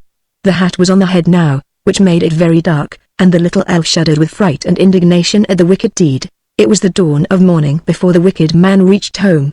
He took off his hat, and went into his sister's room. There lay the beautiful, blooming girl, dreaming of him whom she loved so, and who was now, she supposed, traveling far away over mountain and sea. Her wicked brother stopped over her, and laughed hideously, as fiends only can laugh. The dry leaf fell out of his hair upon the counterpane, but he did not notice it, and went to get a little sleep during the early morning hours. But the elf slipped out of the withered leaf, placed himself by the ear of the sleeping girl, and told her, as in a dream, of the horrid murder, described a place where her brother had slain her lover, and buried his body, and told her of the linden tree, in full blossom, that stood close by. "That you may not think this is only a dream that I have told you," he said, "you will find on your bed a withered leaf." Then she awoke, and found it there. Oh, what bitter tears she shed! And she could not open her heart to anyone for relief. The window stood open the whole day, and the little elf could easily have reached the roses, or any of the flowers, but he could not find it in his heart to leave one so afflicted. In the window stood the bush bearing monthly roses. He seated himself in one of the flowers, and gazed on the poor girl. Her brother often came into the room, and would be quite cheerful, in spite of his base conduct, so she dare not say a word to him of her heart's grief. As soon as night came on, she slipped out of the house, and went into the wood, to the spot where the linden tree stood, and after removing the leaves from the earth, she turned it up, and there found him who had been murdered. Oh, how she wept and prayed that she also might die. Gladly would she have taken the body home with her, but that was impossible, so she took up the poor head with the closed eyes, kissed the cold lips, and shook the mold out of the beautiful hair. "I will keep this," said she, and as soon as she had covered the body again with the earth and leaves, she took the head and a little sprig of jasmine that bloomed in the wood, near the spot where he was buried, and carried them home with her. As soon as she was in the room, she took the largest flower pot she could find, and in this she placed the head of the dead man, covered it up with earth, and planted the twig of jasmine in it. "Farewell, farewell," whispered the little elf. He could not any longer endure to witness all this agony of grief, he therefore flew away to his own rose in the garden. But the rose was faded, only a few dry leaves still clung to the green hedge behind it. "Alas! How soon all that is good and beautiful passes away," sighed the elf. After a while he found another rose, which became his home, for among its delicate fragrant leaves he could dwell in safety. Every morning he flew to the window of the poor girl, and always found her weeping by the flower pot. The bitter tears fell upon the jasmine twig, and each day, as she became paler and paler, the sprig appeared to grow greener and fresher. One shoot after another sprouted forth, and little white buds blossomed, which the poor girl fondly kissed. But her wicked brother scolded her, and asked her if she was going mad. He could not imagine why she was weeping over that flower pot, and it annoyed him. He did not know whose closed eyes were there, nor what red lips were fading beneath the earth. And one day she sat and leaned her head against the flower pot, and the little elf of the rose found her asleep. Then he seated himself by her ear, talked to her of that evening in the arbor, of the sweet perfume of the rose, and the loves of the elves. Sweetly she dreamed, and while she dreamed, her life passed away calmly and gently, and her spirit was with him whom she loved, in heaven. And the jasmine opened its large white bells, and spread forth its sweet fragrance. It had no other way of showing its grief for the dead. But the wicked brother considered the beautiful blooming plant as his own property, left to him by his sister, and he placed it in his sleeping room, close by his bed, for it was very lovely in appearance, and the fragrance sweet and delightful. The little elf of the rose followed it, and flew from flower to flower, telling each little spirit that dwelt in them the story of the murdered young man, whose head now formed part of the earth beneath them, and of the wicked brother and the poor sister. "We know it," said each little spirit in the flowers, "we know it, for have we not sprung from the eyes and lips of the murdered one? We know it, and the flowers nodded with their heads in a peculiar manner. The elf of the rose could not understand how they could rest so quietly in the matter, so he flew to the bees, who were gathering honey, and told them of the wicked brother. And the bees told it to their queen, who commanded that the next morning they should go and kill the murderer. But during the night, the first after the sister's death, while the brother was sleeping in his bed, close to where he had placed the fragrant jasmine, every flower cup opened, and invisibly the little spirits stole out, armed with poisonous spears. They placed themselves by the ear of the sleeper, told him dreadful dreams and then flew across his lips, and pricked his tongue with their poisoned spears. "Now have we revenged the dead," said they, and flew back into the white bells of the jasmine flowers. When the morning came, and as soon as the window was opened, the rose elf, with the queen bee, and the whole swarm of bees, rushed in to kill him. But he was already dead. People were standing round the bed, and saying that the scent of the jasmine had killed him. Then the elf of the rose understood the revenge of the flowers, and explained it to the queen bee, and she, with the whole swarm, buzzed about the flower pot. The bees could not be driven away. Then a man took it up to remove it, and one of the bees stung him in the hand, so that he let the flower pot fall, and it was broken to pieces. Then everyone saw the whitened skull, and they knew the dead man in the bed was a murderer. And the queen bee hummed in the air, and sang of the revenge of the flowers, and of the elf of the rose, and said that behind the smallest leaf dwells one, who can discover evil deeds, and punish them also. Chapter 25. The Elfin Hill. A few large lizards were running nimbly about in the clefts of an old tree. They could understand one another very well, for they spoke the lizard language. "What a buzzing and a rumbling there is in the Elfin Hill," said one of the lizards. "I have not been able to close my eyes for 2 nights on account of the noise. I might just as well have had the toothache, for that always keeps me awake." "There is something going on within there," said the other lizard. "They propped up the top of the hill with 4 red posts, till cockcrow this morning, so that it is thoroughly aired, and the elfin girls have learned new dances. There is something. I spoke about it to an earthworm of my acquaintance," said a third lizard. The earthworm had just come from the Elfin Hill, where he has been groping about in the earth day and night. He has heard a great deal, although he cannot see, poor miserable creature, yet he understands very well how to wriggle and lurk about. They expect friends in the Elfin Hill, grand company, too, but who they are the earthworm would not say, or, perhaps, he really did not know. All the will-o'-the-wisps are ordered to be there to hold a torch dance, as it is called. The silver and gold which is plentiful in the hill will be polished and placed out in the moonlight. "Who can the strangers be?"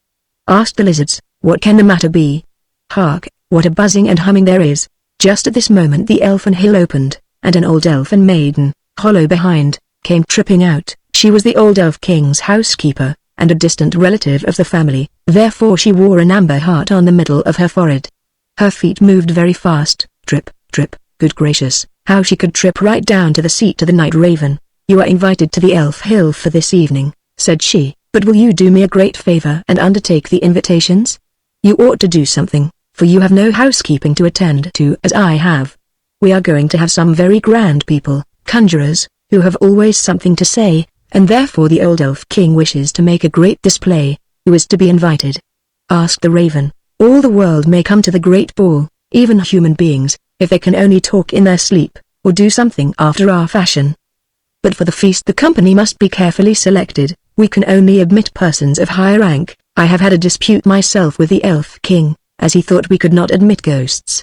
The merman and his daughter must be invited first, although it may not be agreeable to them to remain so long on dry land, but they shall have a whetstone to sit on, or perhaps something better, so I think they will not refuse this time.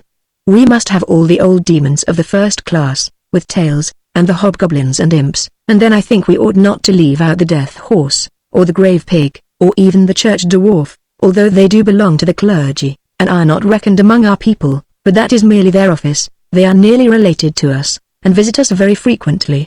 "Croak," said the night raven as he flew away with the invitations. The elfin maidens were already dancing on the Elf Hill, and they danced in shawls woven from moonshine and mist, which looked very pretty to those who like such things. The large hall within the Elf Hill was splendidly decorated. The floor had been washed with moonshine, and the walls had been rubbed with magic ointment, so that they glowed like tulip leaves in the light. In the kitchen were frogs roasting on a spit, and dishes preparing of snail skins, with children's fingers in them, salad of mushroom seed, hemlock, noses and marrow of mice, beer from the Marsh Woman's brewery, and sparkling saltpetre wine from the grave cellars. These were all substantial food. Rusty nails and church window glass formed the dessert. The old elf king had his gold crown polished up with powdered slate pencil. It was like that used by the first form, and very difficult for an elf king to obtain. In the bedrooms, curtains were hung up and fastened with the slime of snails. There was, indeed, a buzzing and humming everywhere. "Now we must fumigate the place with burnt horsehair and pig's bristles, and then I think I shall have done my part," said the elf manservant. "Father, dear," said the youngest daughter, "may I now hear who our high-born visitors are?" "Well, I suppose I must tell you now," he replied. "2 of my daughters must prepare themselves to be married, for the marriages certainly will take place. The old goblin from Norway, who lives in the ancient Dorver Mountains, and who possesses many castles built of rock and freestone, besides a gold mine, which is better than all, so it is thought, is coming with his 2 sons, who are both seeking a wife. The old goblin is a true-hearted, honest, old Norwegian grey-beard, cheerful and straightforward. I knew him formerly, when we used to drink together to our good fellowship. He came here once to fetch his wife. She is dead now. She was the daughter of the king of the Chalk Hills at Moan. They say he took his wife from Chalk. I shall be delighted to see him again. It is said that the boys are ill-bred, forward lads, but perhaps that is not quite correct, and they will become better as they grow older. Let me see that you know how to teach them good manners. And when are they coming? Asked the daughter. That depends upon wind and weather, said the elf king. They travel economically. They will come when there is the chance of a ship. I wanted them to come over to Sweden, but the old man was not inclined to take my advice. He does not go forward with the times, and that I do not like. 2 will-o'-the-wisps came jumping in, one quicker than the other, so of course, one arrived first. They are coming. They are coming. He cried. Give me my crown, said the elf king, and let me stand in the moonshine. The daughters drew on their shawls and bowed down to the ground. There stood the old goblin from the Dovre Mountains, with his crown of hardened ice and polished fir cones. Besides this, he wore a bearskin, and great, warm boots, while his sons went with their throats bare and wore no braces, for they were strong men. Is that a hill? Said the youngest of the boys, pointing to the elf hill. We should call it a hole in Norway, boys, said the old man. A hole goes in, and a hill stands out. Have you no eyes in your heads? Another thing they wondered at was, that they were able without trouble to understand the language. Take care, said the old man, or people will think you have not been well brought up. Then they entered the Elfin Hill, where the select and grand company were assembled, and so quickly had they appeared that they seemed to have been blown together. But for each guest the neatest and pleasantest arrangement had been made. The sea folks sat at table in great water tubs, and they said it was just like being at home. All behaved themselves properly excepting the 2 young northern goblins. They put their legs on the table and thought they were all right. Feet off the tablecloth, said the old goblin. They obeyed, but not immediately. Then they tickled the ladies who waited at table, with the fir cones, which they carried in their pockets. They took off their boots, that they might be more at ease, and gave them to the ladies to hold. But their father, the old goblin, was very different. He talked pleasantly about the stately Norwegian rocks, and told fine tales of the waterfalls which dashed over them with a clattering noise like thunder or the sound of an organ, spreading their white foam on every side. He told of the salmon that leaps in the rushing waters, while the water god plays on his golden harp. He spoke of the bright winter nights, when the sledge bells are ringing, and the boys run with burning torches across the smooth ice, which is so transparent that they can see the fishes dart forward beneath their feet. He described everything so clearly, that those who listened could see it all. They could see the sawmills going, the men servants and the maidens singing songs, and dancing a rattling dance, when all at once the old goblin gave the old elfin maiden a kiss, such a tremendous kiss, and yet they were almost strangers to each other. Then the elfin girls had to dance, first in the usual way, and then with stamping feet, which they performed very well. Then followed the artistic and solo dance. Dear me, how they did throw their legs about. No one could tell where the dance begun, or where it ended, nor indeed which were legs and which were arms, for they were all flying about together, like the shavings in a saw pit. And then they spun round so quickly that the death horse and the grey pig became sick and giddy, and were obliged to leave the table. Stop! Cried the old goblin. Is that the only housekeeping they can perform? Can they do anything more than dance and throw about their legs, and make a whirlwind? You shall soon see what they can do, said the elf king. And then he called his youngest daughter to him. She was slender and fair as moonlight, and the most graceful of all the sisters. She took a white chip in her mouth, and vanished instantly. This was her accomplishment. But the old goblin said he should not like his wife to have such an accomplishment, and thought his boys would have the same objection. Another daughter could make a figure like herself follow her, as if she had a shadow, which none of the goblin folk ever had. The third was of quite a different sort. She had learnt in the brew house of the Moor Witch how to lard elfin puddings with glowworms. She will make a good housewife, said the old goblin, and then saluted her with his eyes instead of drinking her health, for he did not drink much. Now came the fourth daughter, with a large harp to play upon, and when she struck the first chord, everyone lifted up the left leg, for the goblins are left-legged, and at the second chord they found they must all do just what she wanted. That is a dangerous woman, said the old goblin, and the 2 sons walked out of the hill. They had had enough of it. And what can the next daughter do? Asked the old goblin. I have learnt everything that is Norwegian, said she, and I will never marry, unless I can go to Norway. Then her youngest sister whispered to the old goblin, that is only because she has heard, in a Norwegian song, that when the world shall decay, the cliffs of Norway will remain standing like monuments, and she wants to get there, that she may be safe, for she is so afraid of sinking. Ho! Ho! Said the old goblin, is that what she means? Well, what can the seventh and last do? The sixth comes before the seventh, said the elf king, for he could reckon, but the sixth would not come forward. I can only tell people the truth, said she. No one cares for me, nor troubles himself about me, and I have enough to do to sew my grave clothes. So the seventh and last came, and what could she do? Why, she could tell stories, as many as you liked, on any subject. Here are my 5 fingers, said the old goblin, now tell me a story for each of them. So she took him by the wrist, and he laughed till he nearly choked, and when she came to the 4th finger, there was a gold ring on it, as if it knew there was to be a betrothal. Then the old goblin said, hold fast what you have, this hand is yours, for I will have you for a wife myself. Then the elfin girl said that the stories about the ring finger and little Peter Playman had not yet been told.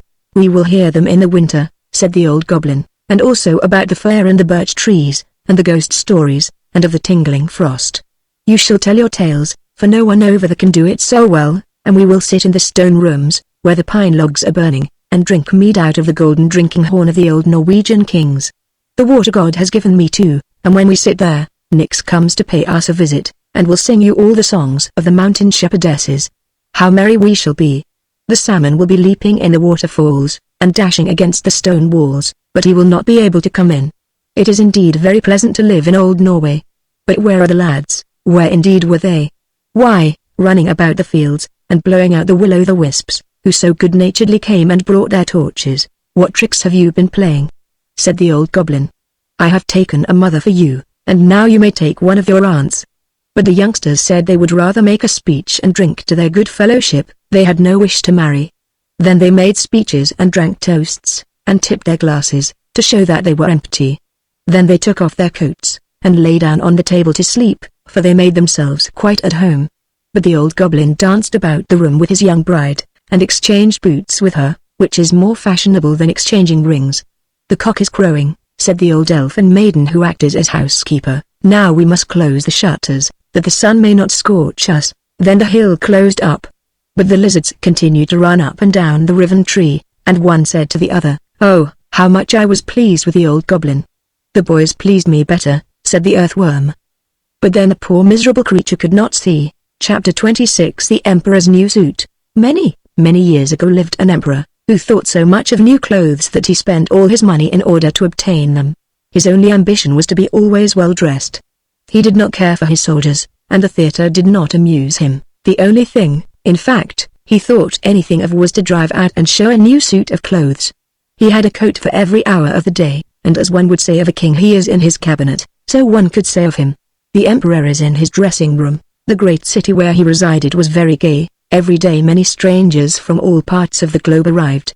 One day 2 swindlers came to this city. They made people believe that they were weavers, and declared they could manufacture the finest cloth to be imagined.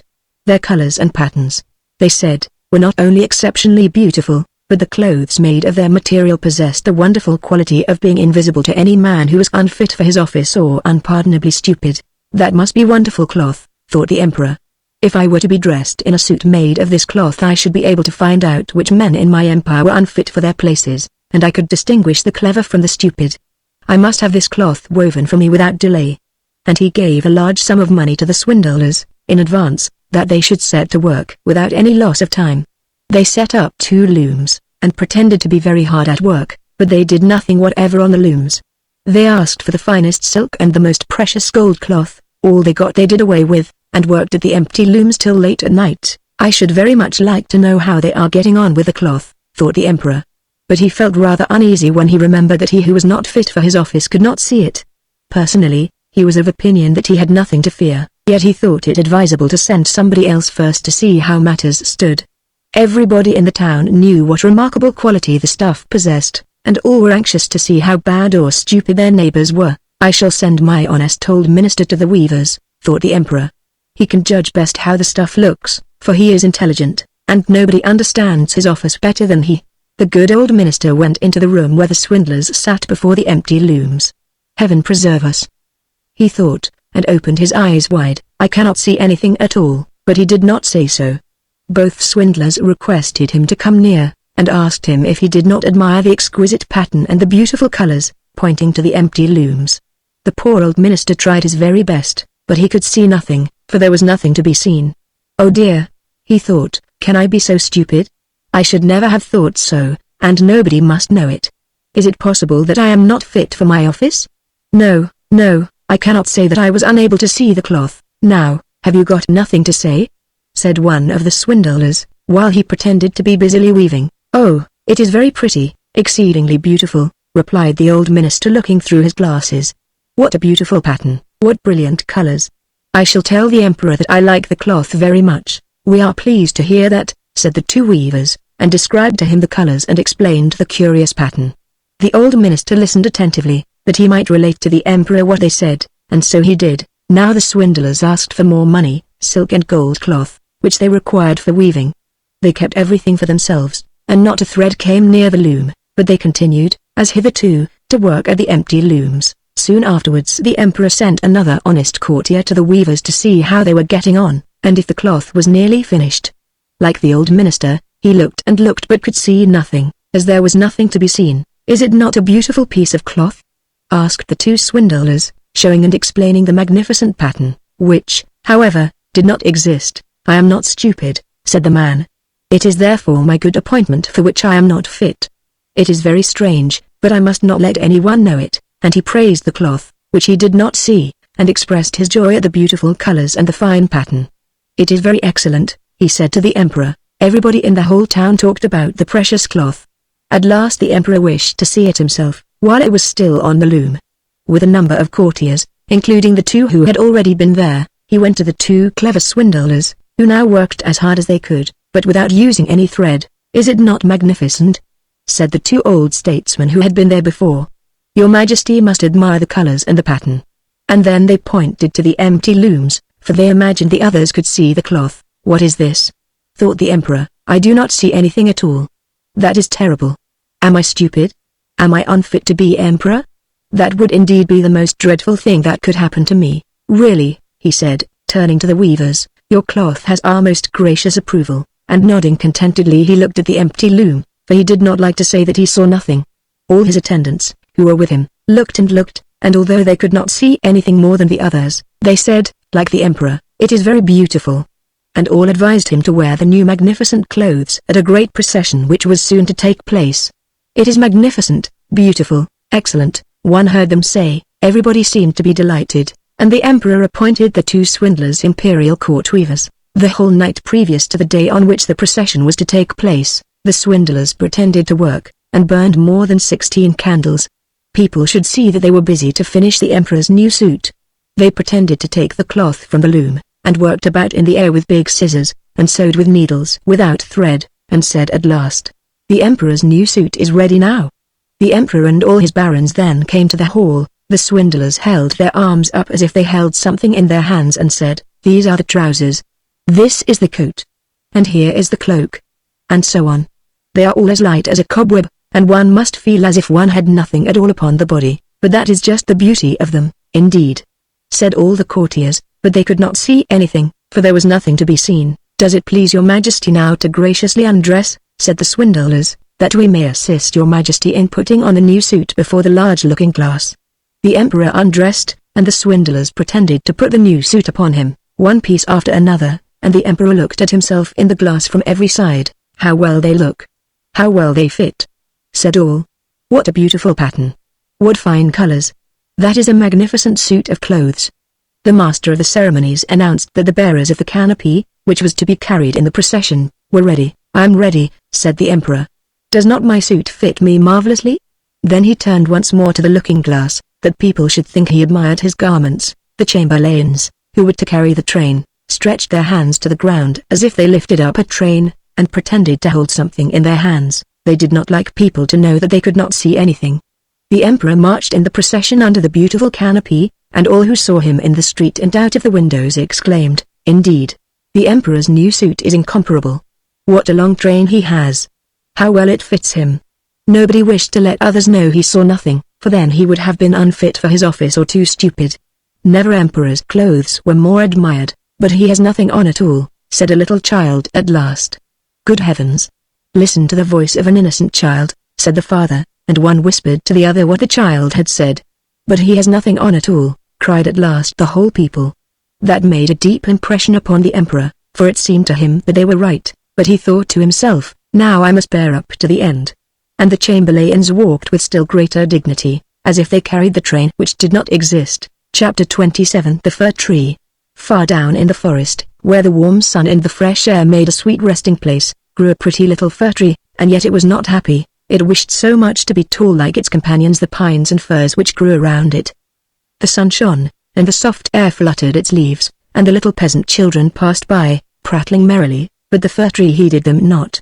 Sometimes the children would bring a large basket of raspberries or strawberries, wreathed on a straw, and seat themselves near the fir tree, and say, "Is it not a pretty little tree?"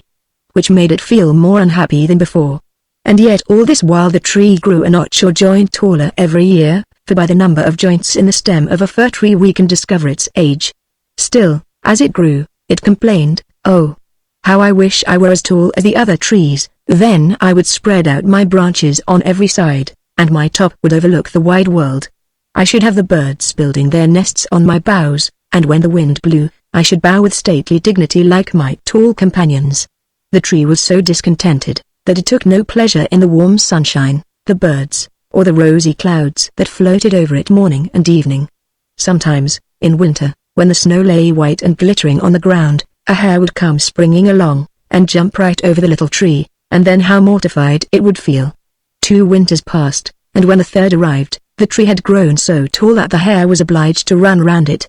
Yet it remained unsatisfied, and would exclaim, "Oh, if I could but keep on growing tall and old.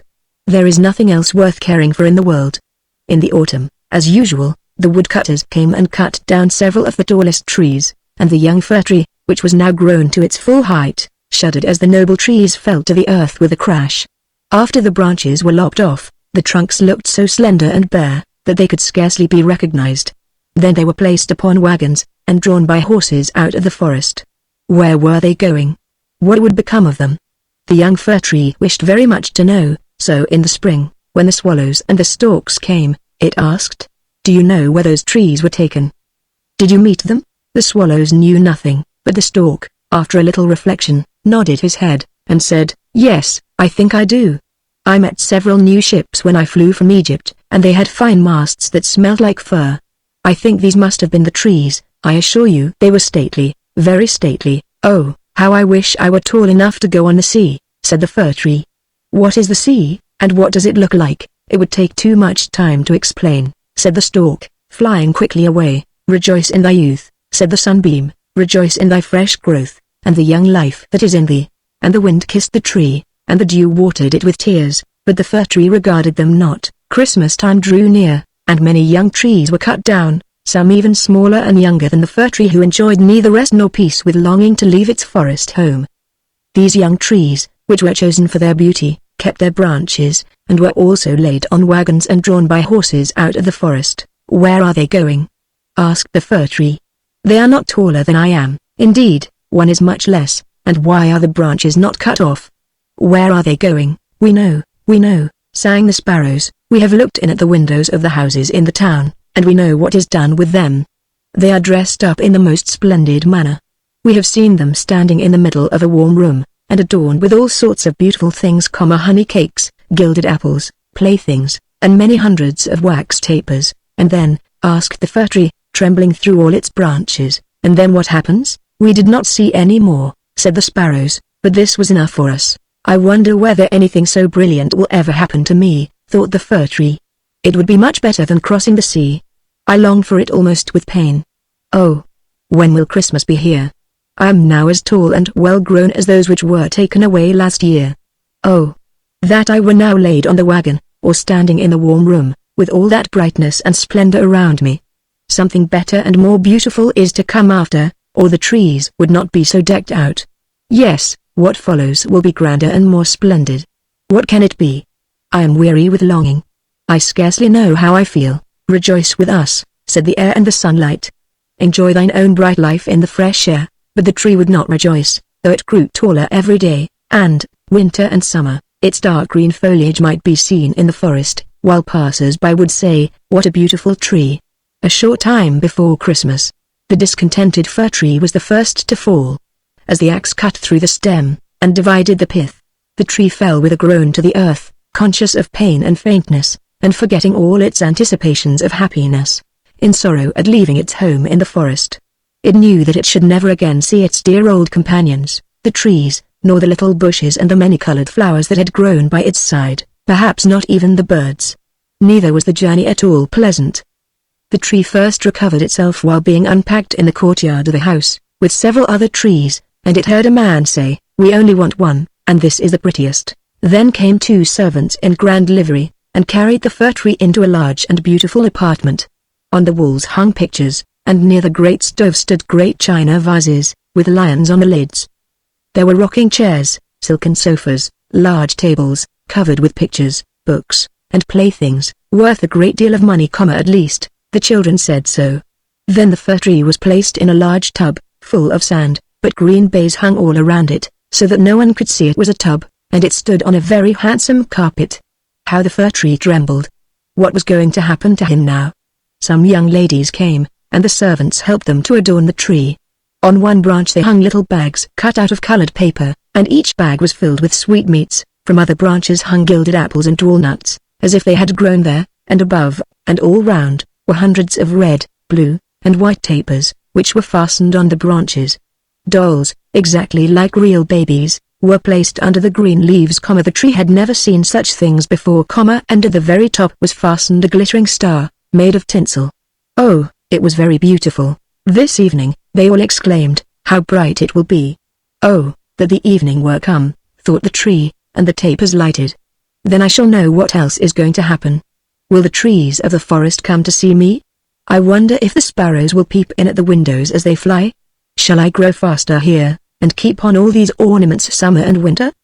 But guessing was of very little use, it made his back ache, and this pain is as bad for a slender fir tree, as headache is for us.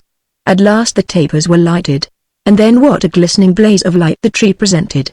It trembled so with joy in all its branches, that one of the candles fell among the green leaves and burnt some of them.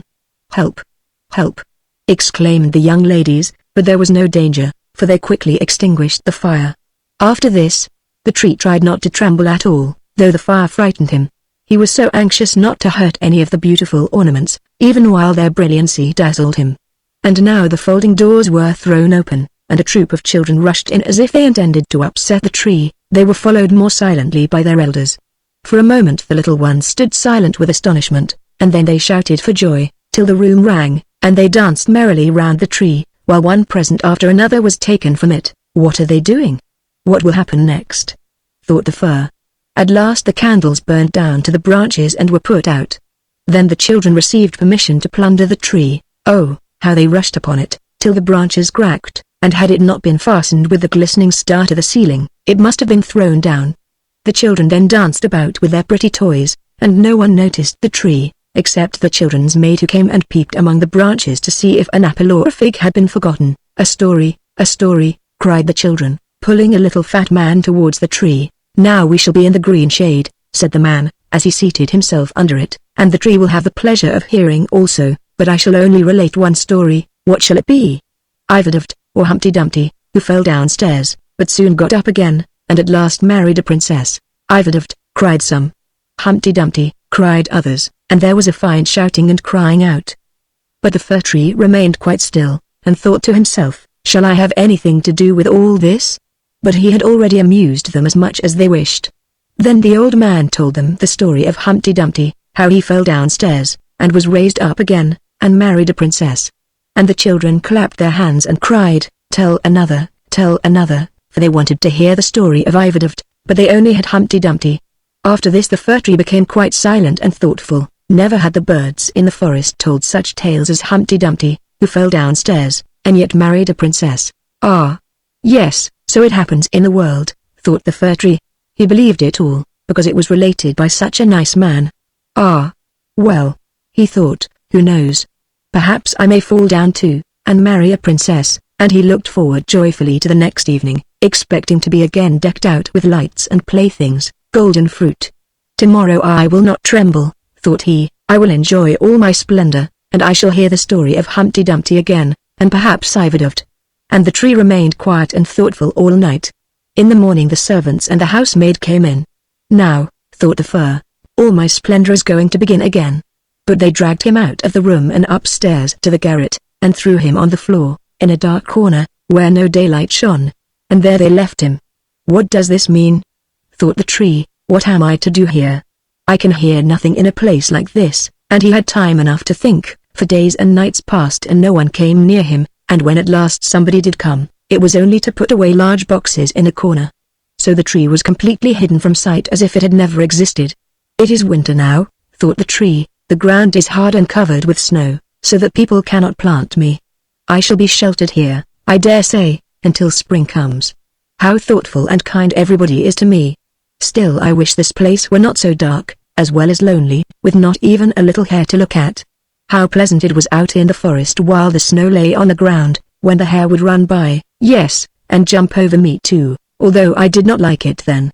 Oh, it is terrible lonely here, squeak, squeak, said a little mouse, creeping cautiously towards the tree. Then came another, and they both sniffed at the fir tree and crept between the branches. Oh, it is very cold, said the little mouse, or else we should be so comfortable here, shouldn't we, you old fir tree? I am not old, said the fir tree, there are many who are older than I am. Where do you come from? And what do you know? Asked the mice, who were full of curiosity. Have you seen the most beautiful places in the world, and can you tell us all about them? And have you been in the storeroom, where cheeses lie on the shelf, and hams hang from the ceiling? One can run about on tallow candles there, and go in thin and come out fat. I know nothing of that place, said the fir tree, but I know the wood where the sun shines and the birds sing. And then the tree told the little mice all about its youth. They had never heard such an account in their lives, and after they had listened to it attentively, they said, what a number of things you have seen. You must have been very happy, happy, exclaimed the fir tree, and then as he reflected upon what he had been telling them, he said, ah, yes. After all those were happy days.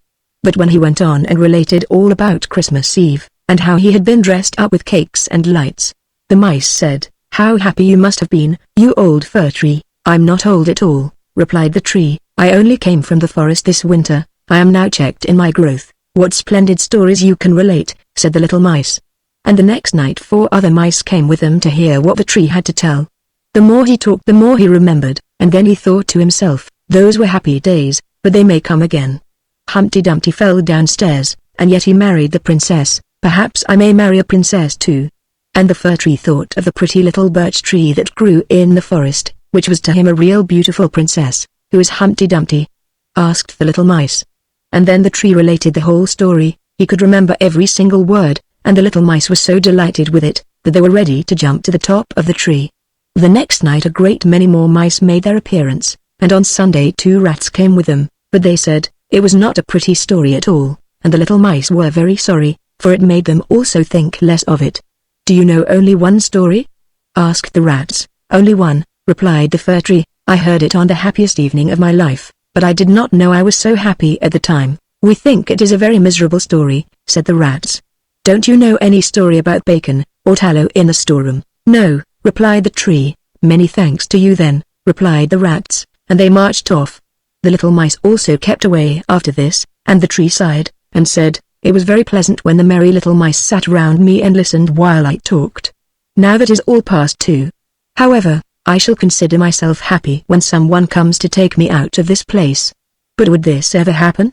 Yes, one morning people came to clear out the garret, the boxes were packed away, and the tree was pulled out of the corner, and thrown roughly on the garret floor. Then the servant dragged it out upon the staircase where the daylight shone.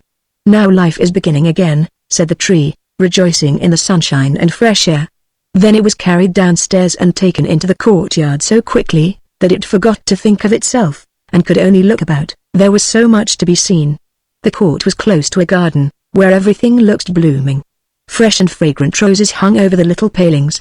The linden trees were in blossom, while the swallows flew here and there, crying, twit, twit, twit, my mate is coming, but it was not the fir tree they meant. Now I shall live, cried the tree, joyfully spreading out its branches, but alas! They were all withered and yellow, and it lay in a corner amongst weeds and nettles. The star of gold paper still stuck in the top of the tree and glittered in the sunshine. In the same courtyard 2 of the merry children were playing who had danced round the tree at Christmas, and had been so happy. The youngest saw the gilded star, and ran and pulled it off the tree. "Look what is sticking to the ugly old fir tree," said the child, treading on the branches till they crackled under his boots. And the tree saw all the fresh bright flowers in the garden, and then looked at itself, and wished it had remained in the dark corner of the garret.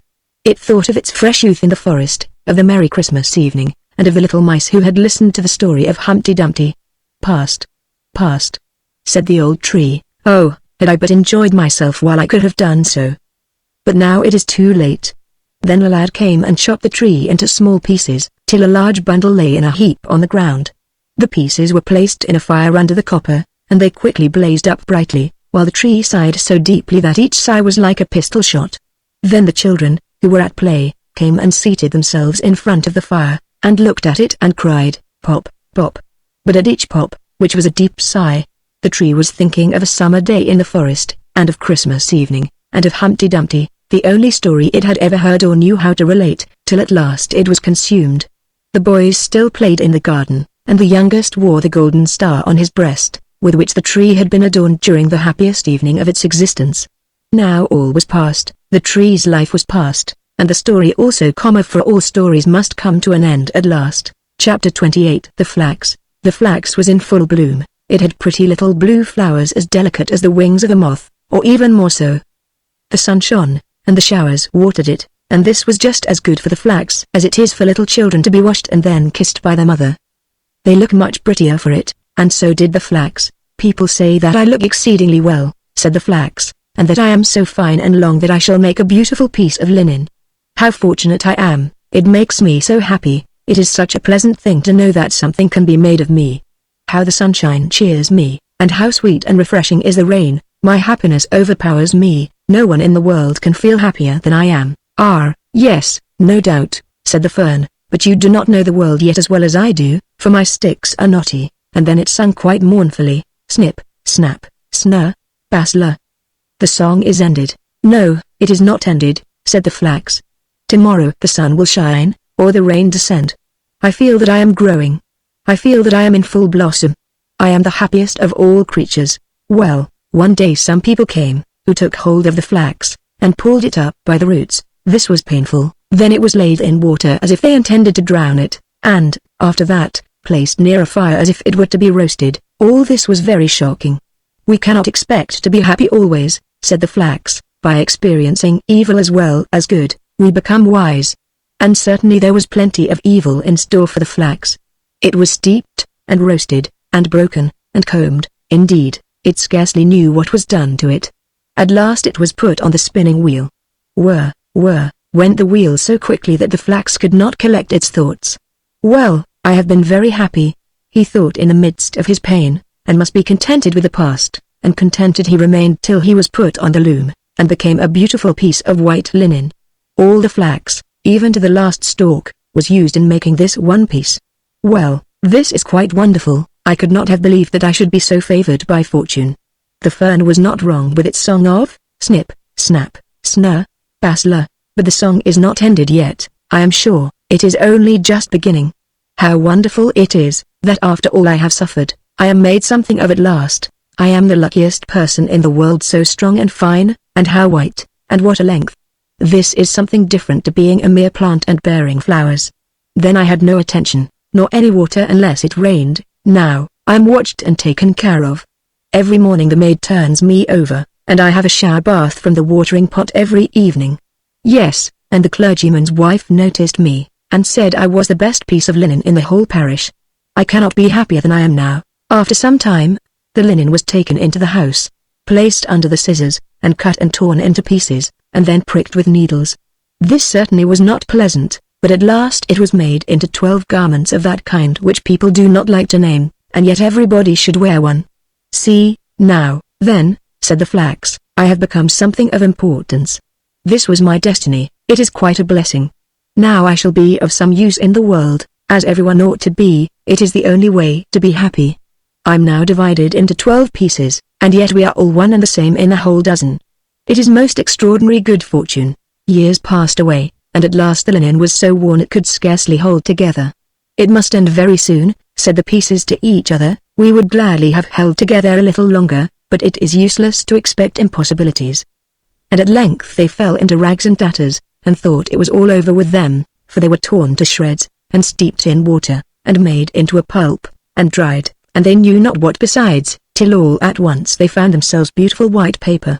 "Well, now, this is a surprise, a glorious surprise too," said the paper. "I am now finer than ever, and I shall be written upon, and who can tell what fine things I may have written upon me. This is wonderful luck." And sure enough the most beautiful stories and poetry were written upon it, and only once was there a blot, which was very fortunate. Then people heard the stories and poetry read, and it made them wiser and better, for all that was written had a good and sensible meaning, and a great blessing was contained in the words on this paper. "I never imagined anything like this," said the paper, "when I was only a little blue flower, growing in the fields. How could I fancy that I should ever be the means of bringing knowledge and joy to man? I cannot understand it myself, and yet it is really so. Heaven knows that I have done nothing myself, but what I was obliged to do with my weak powers for my own preservation, and yet I have been promoted from one joy and honor to another. Each time I think that the song is ended, and then something higher and better begins for me. I suppose now I shall be sent on my travels about the world, so that people may read me. It cannot be otherwise, indeed, it is more than probable, for I have more splendid thoughts written upon me, than I had pretty flowers in olden times. I am happier than ever." But the paper did not go on its travels. It was sent to the printer, and all the words written upon it were set up in type, to make a book, or rather, many hundreds of books, for so many more persons could derive pleasure and profit from a printed book, than from the written paper, and if the paper had been sent around the world, it would have been worn out before it had got half through its journey. "This is certainly the wisest plan," said the written paper. "I really did not think of that. I shall remain at home, and be held in honor, like some old grandfather, as I really am to all these new books. They will do some good. I could not have wondered about as they do. Yet he who wrote all this has looked at me, as every word flowed from his pen upon my surface. I am the most honored of all." Then the paper was tied in a bundle with other papers, and thrown into a tub that stood in the wash-house. "After work, it is well to rest," said the paper, "and a very good opportunity to collect one's thoughts. Now I am able, for the first time, to think of my real condition, and to know oneself is true progress. What will be done with me now, I wonder? No doubt I shall still go forward. I have always progressed hitherto, as I know quite well." Now it happened one day that all the paper in the tub was taken out, and laid on the hearth to be burned. People said it could not be sold at the shop, to wrap up butter and sugar, because it had been written upon. The children in the house stood round the stove, for they wanted to see the paper burn, because it flamed up so prettily, and afterwards, among the ashes, so many red sparks could be seen running one after the other, here and there, as quick as the wind. They called it seeing the children come out of school, and the last spark was the schoolmaster. They often thought the last spark had come, and one would cry, "There goes the schoolmaster," but the next moment another spark would appear, shining so beautifully. How they would like to know where the sparks all went to. Perhaps we shall find out some day, but we don't know now. The whole bundle of paper had been placed on the fire, and was soon alight. "Ugh!" cried the paper, as it burst into a bright flame. "Ugh!" It was certainly not very pleasant to be burning, but when the whole was wrapped in flames, the flames mounted up into the air, higher than the flax had ever been able to raise its little blue flower, and they glistened as the white linen never could have glistened. All the written letters became quite red in a moment, and all the words and thoughts turned to fire. "Now I am mounting straight up to the sun," said a voice in the flames, and it was as if 1,000 voices echoed the words, and the flames darted up through the chimney, and went out at the top. Then a number of tiny beings, as many in number as the flowers on the flax had been, and invisible to mortal eyes, floated above them. They were even lighter and more delicate than the flowers from which they were born, and as the flames were extinguished, and nothing remained of the paper but black ashes, these little beings danced upon it, and whenever they touched it, bright red sparks appeared.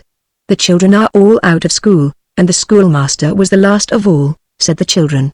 It was good fun, and they sang over the dead dashes, snip, snap, snur, baslure.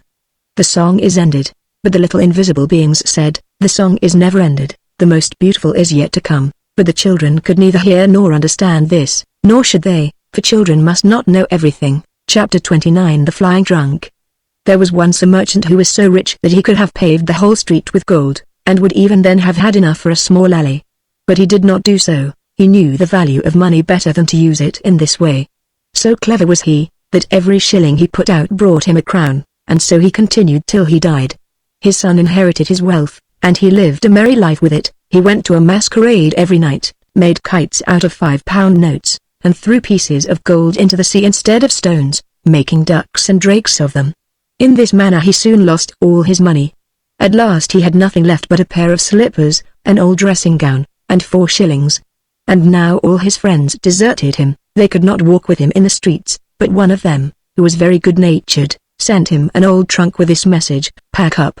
"Yes," he said, "it is all very well to say pack up," but he had nothing left to pack up, therefore he seated himself in the trunk.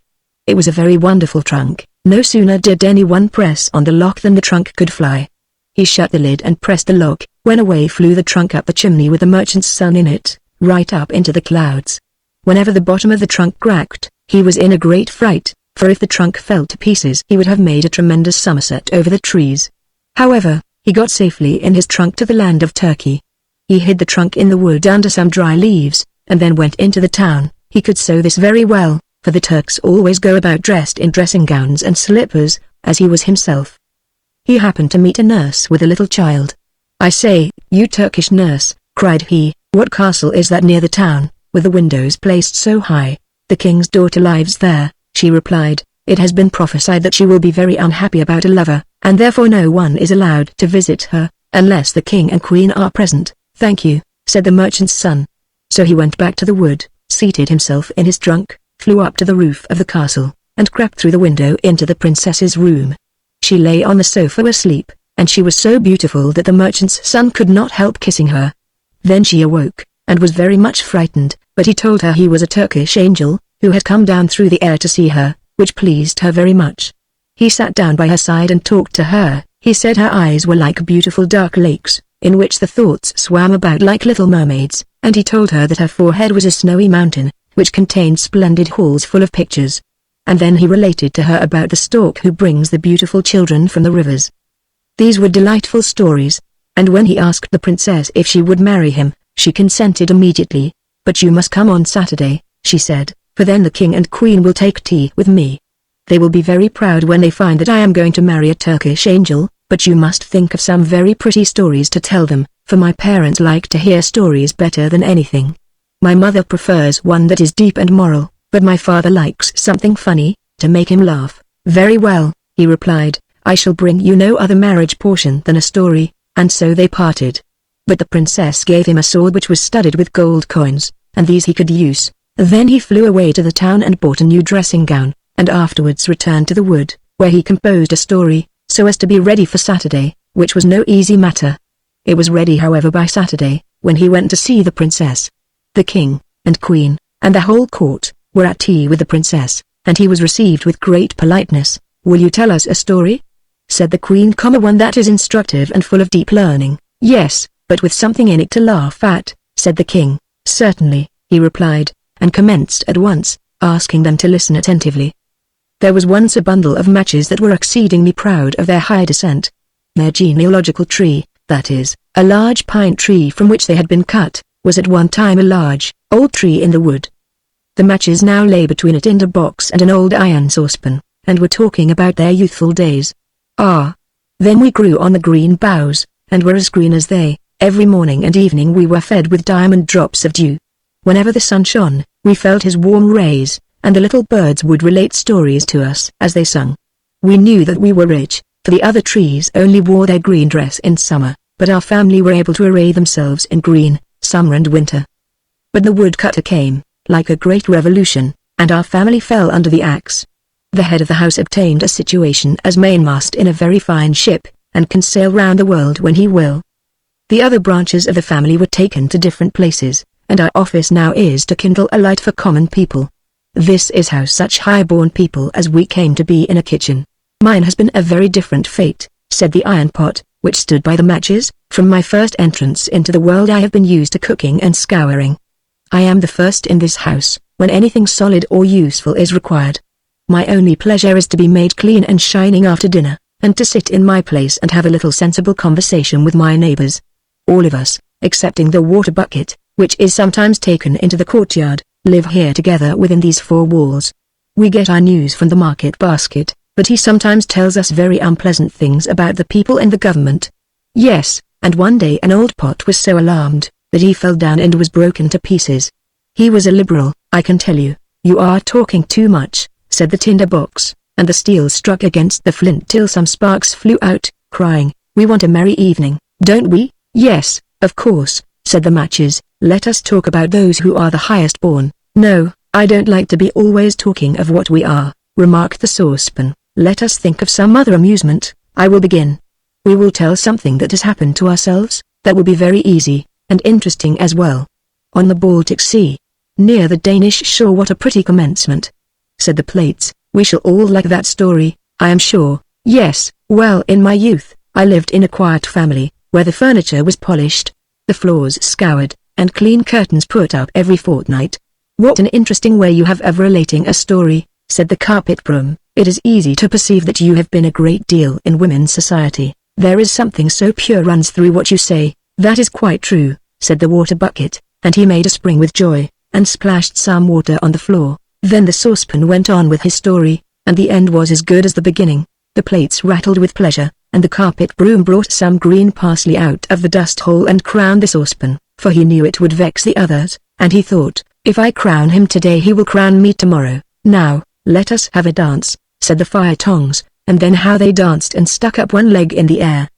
The chair cushion in the corner burst with laughter when she saw it. Shall I be crowned now? Asked the fire tongs, so the broom found another wreath for the tongs. They were only common people after all, thought the matches. The tea urn was now asked to sing, but she said she had a cold, and could not sing without boiling heat.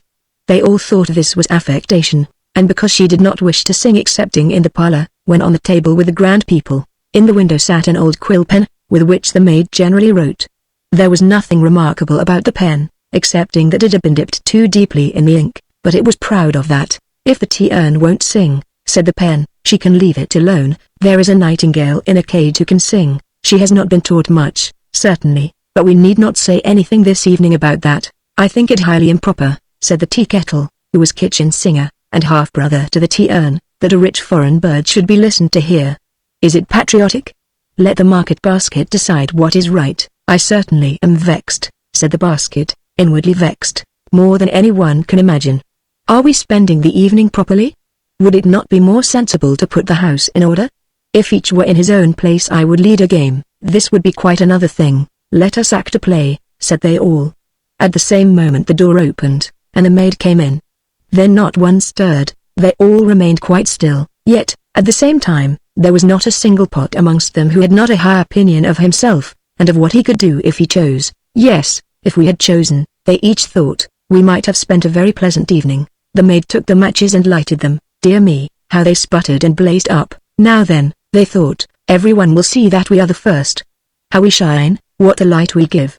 Even while they spoke their light went out. What a capital story, said the Queen. I feel as if I were really in the kitchen, and could see the matches. Yes, you shall marry our daughter. Certainly, said the King. Thou shalt have our daughter. The King said that to him because he was going to be one of the family. The wedding day was fixed, and, on the evening before, the whole city was illuminated. Cakes and sweetmeats were thrown among the people. The street boys stood on tiptoe and shouted hurrah, and whistled between their fingers. Altogether it was a very splendid affair. I will give them another treat, said the merchant's son. So he went and bought rockets and crackers, and all sorts of fireworks that could be thought of, packed them in his trunk, and flew up with it into the air. What a whizzing and popping they made as they went off. The Turks, when they saw such a sight in the air, jumped so high that their slippers flew about their ears. It was easy to believe after this that the princess was really going to marry a Turkish angel. As soon as the merchant's son had come down in his flying trunk to the wood after the fireworks, he thought, I will go back into the town now, and hear what they think of the entertainment. It was very natural that he should wish to know. And what strange things people did say, to be sure.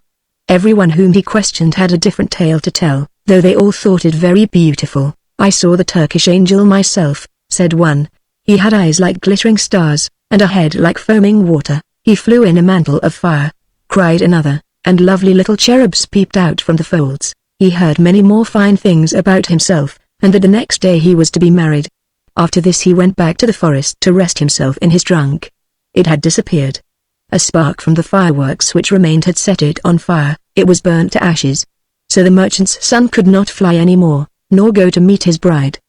She stood all day on the roof waiting for him, and most likely she is waiting still, while he wanders through the world telling fairy tales, but none of them so amusing as the one he related about the matches. Chapter 30 The Shepherd's Story of the Bond of Friendship. The little dwelling in which we lived was of clay, but the doorposts were columns of fluted marble, found near the spot on which it stood. The roof sloped nearly to the ground. It was at this time dark, brown, and ugly, but had originally been formed of blooming olive and laurel branches, brought from beyond the mountains. The house was situated in a narrow gorge, whose rocky walls rose to a perpendicular height, naked and black, while round their summits clouds often hung, looking like white living figures. Not a singing bird was ever heard there, neither did men dance to the sound of the pipe. The spot was once sacred to olden times, even its name recalled a memory of the days when it was called Delphi. Then the summits of the dark, sacred mountains were covered with snow, and the highest, Mount Parnassus, glowed longest in the red evening light. The brook which rolled from it near our house, was also sacred. How well I can remember every spot in that deep, sacred solitude. A fire had been kindled in the midst of the hut, and while the hot ashes lay there red and glowing, the bread was baked in them. At times the snow would be piled so high around our hut as almost to hide it, and then my mother appeared most cheerful. She would hold my head between her hands, and sing the songs she never sang at other times, for the Turks, our masters, would not allow it. She sang, on the summit of Mount Olympus, in a forest of dwarf firs, lay an old stag. His eyes were heavy with tears, and glittering with colors like dewdrops, and there came by a roebuck, and said, "What ailest thee, that thou weepest blue and red tears?" And the stag answered, "The Turk has come to our city, he has wild dogs for the chase, a goodly pack. I will drive them away across the islands." Cried the young roebuck, "I will drive them away across the islands into the deep sea." But before evening the roebuck was slain, and before night the hunted stag was dead. And when my mother sang thus, her eyes would become moist, and on the long eyelashes were tears, but she concealed them and watched the black bread baking in the ashes. Then I would clench my fist, and cry, "We will kill these Turks." But she repeated the words of the song, "I will drive them across the islands to the deep sea." But before evening came the roebuck was slain, and before the night the hunted stag was dead. We had been lonely in a hut for several days and nights when my father came home. I knew he would bring me some shells from the Gulf of Lepanto, or perhaps a knife with a shining blade. This time he brought, under his sheepskin cloak, a little child, a little half-naked girl. She was wrapped in a fur, but when this was taken off, and she lay in my mother's lap, 3 silver coins were found fastened in her dark hair. They were all her possessions. My father told us that the child's parents had been killed by the Turks, and he talked so much about them that I dreamed of Turks all night. He himself had been wounded, and my mother bound up his arm. It was a deep wound, and the thick sheepskin cloak was stiff with congealed blood. The little maiden was to be my sister. How pretty and bright she looked, even my mother's eyes were not more gentle than hers. Anastasia, as she was called, was to be my sister, because her father had been united to mine by an old custom, which we still follow. They had sworn brotherhood in their youth, and the most beautiful and virtuous maiden in the neighborhood was chosen to perform the act of consecration upon this bond of friendship. So now this little girl was my sister. She sat in my lap, and I brought her flowers, and feathers from the birds of the mountain. We drank together of the waters of Parnassus, and dwelt for many years beneath the laurel roof of the hut, while, winter after winter, my mother sang her song of the stag who shed red tears. But as yet I did not understand that the sorrows of my own countrymen were mirrored in those tears. One day there came to our hut Franks, men from a far country, whose dress was different to ours.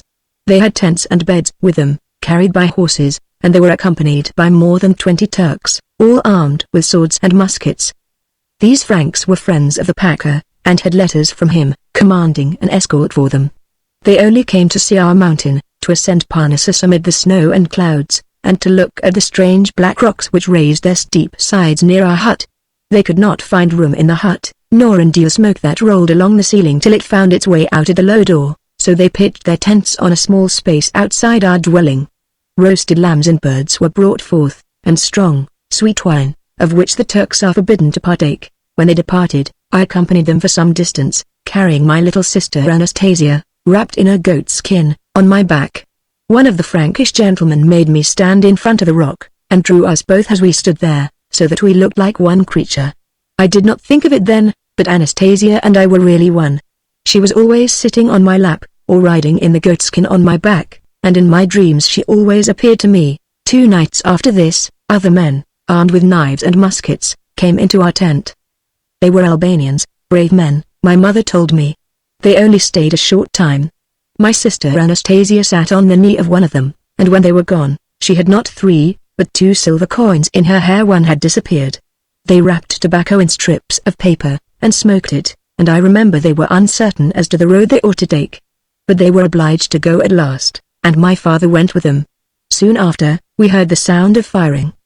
The noise continued, and presently soldiers rushed into our hut, and took my mother and myself and Anastasia prisoners. They declared that we had entertained robbers, and that my father had acted as their guide, and therefore we must now go with them. The corpses of the robbers, and my father's corpse, were brought into the hut. I saw my poor dead father, and cried till I fell asleep. When I awoke, I found myself in a prison, but the room was not worse than our own in the hut. They gave me onions and musty wine from a tarred cask, but we were not accustomed to much better fare at home. How long we were kept in prison, I do not know, but many days and nights passed by. We were set free about Easter time. I carried Anastasia on my back, and we walked very slowly, for my mother was very weak, and it is a long way to the sea, to the Gulf of Lepanto. On our arrival, we entered a church, in which there were beautiful pictures in golden frames. They were pictures of angels, fair and bright, and yet our little Anastasia looked equally beautiful, as it seemed to me. In the center of the floor stood a coffin filled with roses. My mother told me it was the Lord Jesus Christ who was represented by these roses. Then the priest announced, "Christ is risen," and all the people greeted each other. Each one carried a burning taper in his hand, and one was given to me, as well as to little Anastasia. The music sounded, and the people left the church hand in hand, with joy and gladness. Outside, the women were roasting the Paschal lamb. We were invited to partake, and as I sat by the fire, a boy, older than myself, put his arms round my neck, and kissed me, and said, "Christ is risen." And thus it was that for the first time I met Aftonites. My mother could make fishermen's nets, for which there was a great demand here in the bay, and we lived a long time by the side of the sea. The beautiful sea, that had a taste like tears, and in its colors reminded me of the stag that wept red tears, for sometimes its waters were red, and sometimes green or blue. Aftonites knew how to manage our boat, and I often sat in it, with my little Anastasia, while it glided on through the water, swift as a bird flying through the air.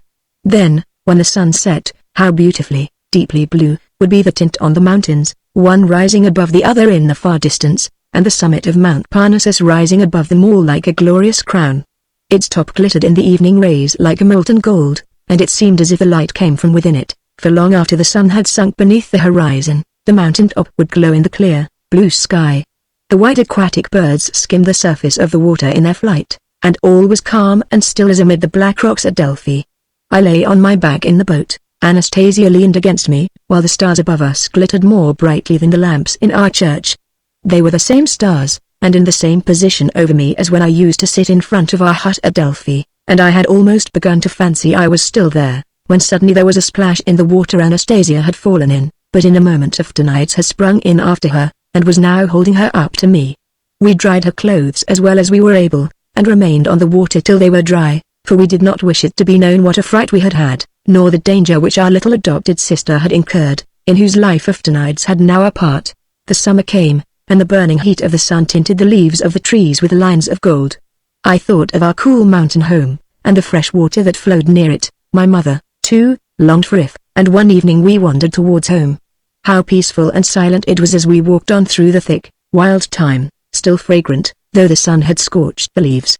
Not a single herdsman did we meet, not a solitary hut did we pass. Everything appeared lonely and deserted. Only a shooting star showed that in the heavens there was yet life. I know not whether the clear, blue atmosphere gleamed with its own light, or if the radiance came from the stars, but we could distinguish quite plainly the outline of the mountains. My mother lighted a fire, and roasted some roots she had brought with her, and I and my little sister slept among the bushes, without fear of the ugly Smidraki, from whose throat issues fire, or of the wolf and the jackal, for my mother sat by us, and I considered her presence sufficient protection. We reached our old home, but the cottage was in ruins, and we had to build a new one. With the aid of some neighbors, chiefly women, the walls were in a few days erected, and very soon covered with a roof of olive branches. My mother obtained a living by making bottle cases of bark and skins, and I kept the sheep belonging to the priests, who were sometimes peasants, while I had for my playfellows Anastasia and the turtles. Once our beloved Aftanides paid us a visit. He said he had been longing to see us so much, and he remained with us 2 whole happy days. A month afterwards he came again to wish us goodbye, and brought with him a large fish for my mother. He told us he was going in a ship to Corfu and Patras, and could relate a great many stories, not only about the fishermen who lived near the Gulf of Lepanto, but also of kings and heroes who had once possessed Greece, just as the Turks possess it now. I have seen a bud on a rose bush gradually, in the course of a few weeks, unfold its leaves till it became a rose in all its beauty, and, before I was aware of it, I beheld it blooming in rosy loveliness. The same thing had happened to Anastasia. Unnoticed by me, she had gradually become a beautiful maiden, and I was now also a stout, strong youth. The wolf skins that covered the bed in which my mother and Anastasia slept, had been taken from wolves which I had myself shot. Years had gone by when, one evening, Aftanides came in. He had grown tall and slender as a reed, with strong limbs, and a dark, brown skin. He kissed us all, and had so much to tell of what he had seen of the great ocean, of the fortifications at Malta, and of the marvelous sepulchres of Egypt, that I looked up to him with a kind of veneration. His stories were as strange as the legends of the priests of the olden times. "How much you know!" I exclaimed, "and what wonders you can relate." "I think what you once told me, the finest of all," he replied. "You told me of a thing that has never been out of my thoughts, of the good old custom of the bond of friendship, a custom I should like to follow. Brother, let you and I go to church, as your father and Anastasia's father once did. Your sister Anastasia is the most beautiful and most innocent of maidens, and she shall consecrate the deed. No people have such grand old customs as we Greeks." Anastasia blushed like a young rose, and my mother kissed Aftanides. At about 2 miles from our cottage, where the earth on a hill is sheltered by a few scattered trees, stood the little church, with a silver lamp hanging before the altar. I put on my best clothes, and the white tunic fell in graceful folds over my hips. The red jacket fitted tight and close. The tassel on my fez cap was of silver, and in my girdle glittered a knife and my pistols. Aftanides was clad in the blue dress worn by the Greek sailors. On his breast hung a silver medal with the figure of the Virgin Mary, and his scarf was as costly as those worn by rich lords. Everyone could see that we were about to perform a solemn ceremony. When we entered the little, unpretending church, the evening sunlight streamed through the open door on the burning lamp, and glittered on the golden picture frames. We knelt down together on the altar steps, and Anastasia drew near and stood beside us. A long, white garment fell in graceful folds over her delicate form, and on her white neck and bosom hung a chain entwined with old and new coins, forming a kind of collar. Her black hair was fastened into a knot, and confined by a headdress formed of gold and silver coins which had been found in an ancient temple. No Greek girl had more beautiful ornaments than these. Her countenance glowed, and her eyes were like 2 stars. We all 3 offered a silent prayer, and then she said to us, "Will you be friends in life and in death?" "Yes," we replied. "Will you each remember to say, whatever may happen, my brother is a part of myself?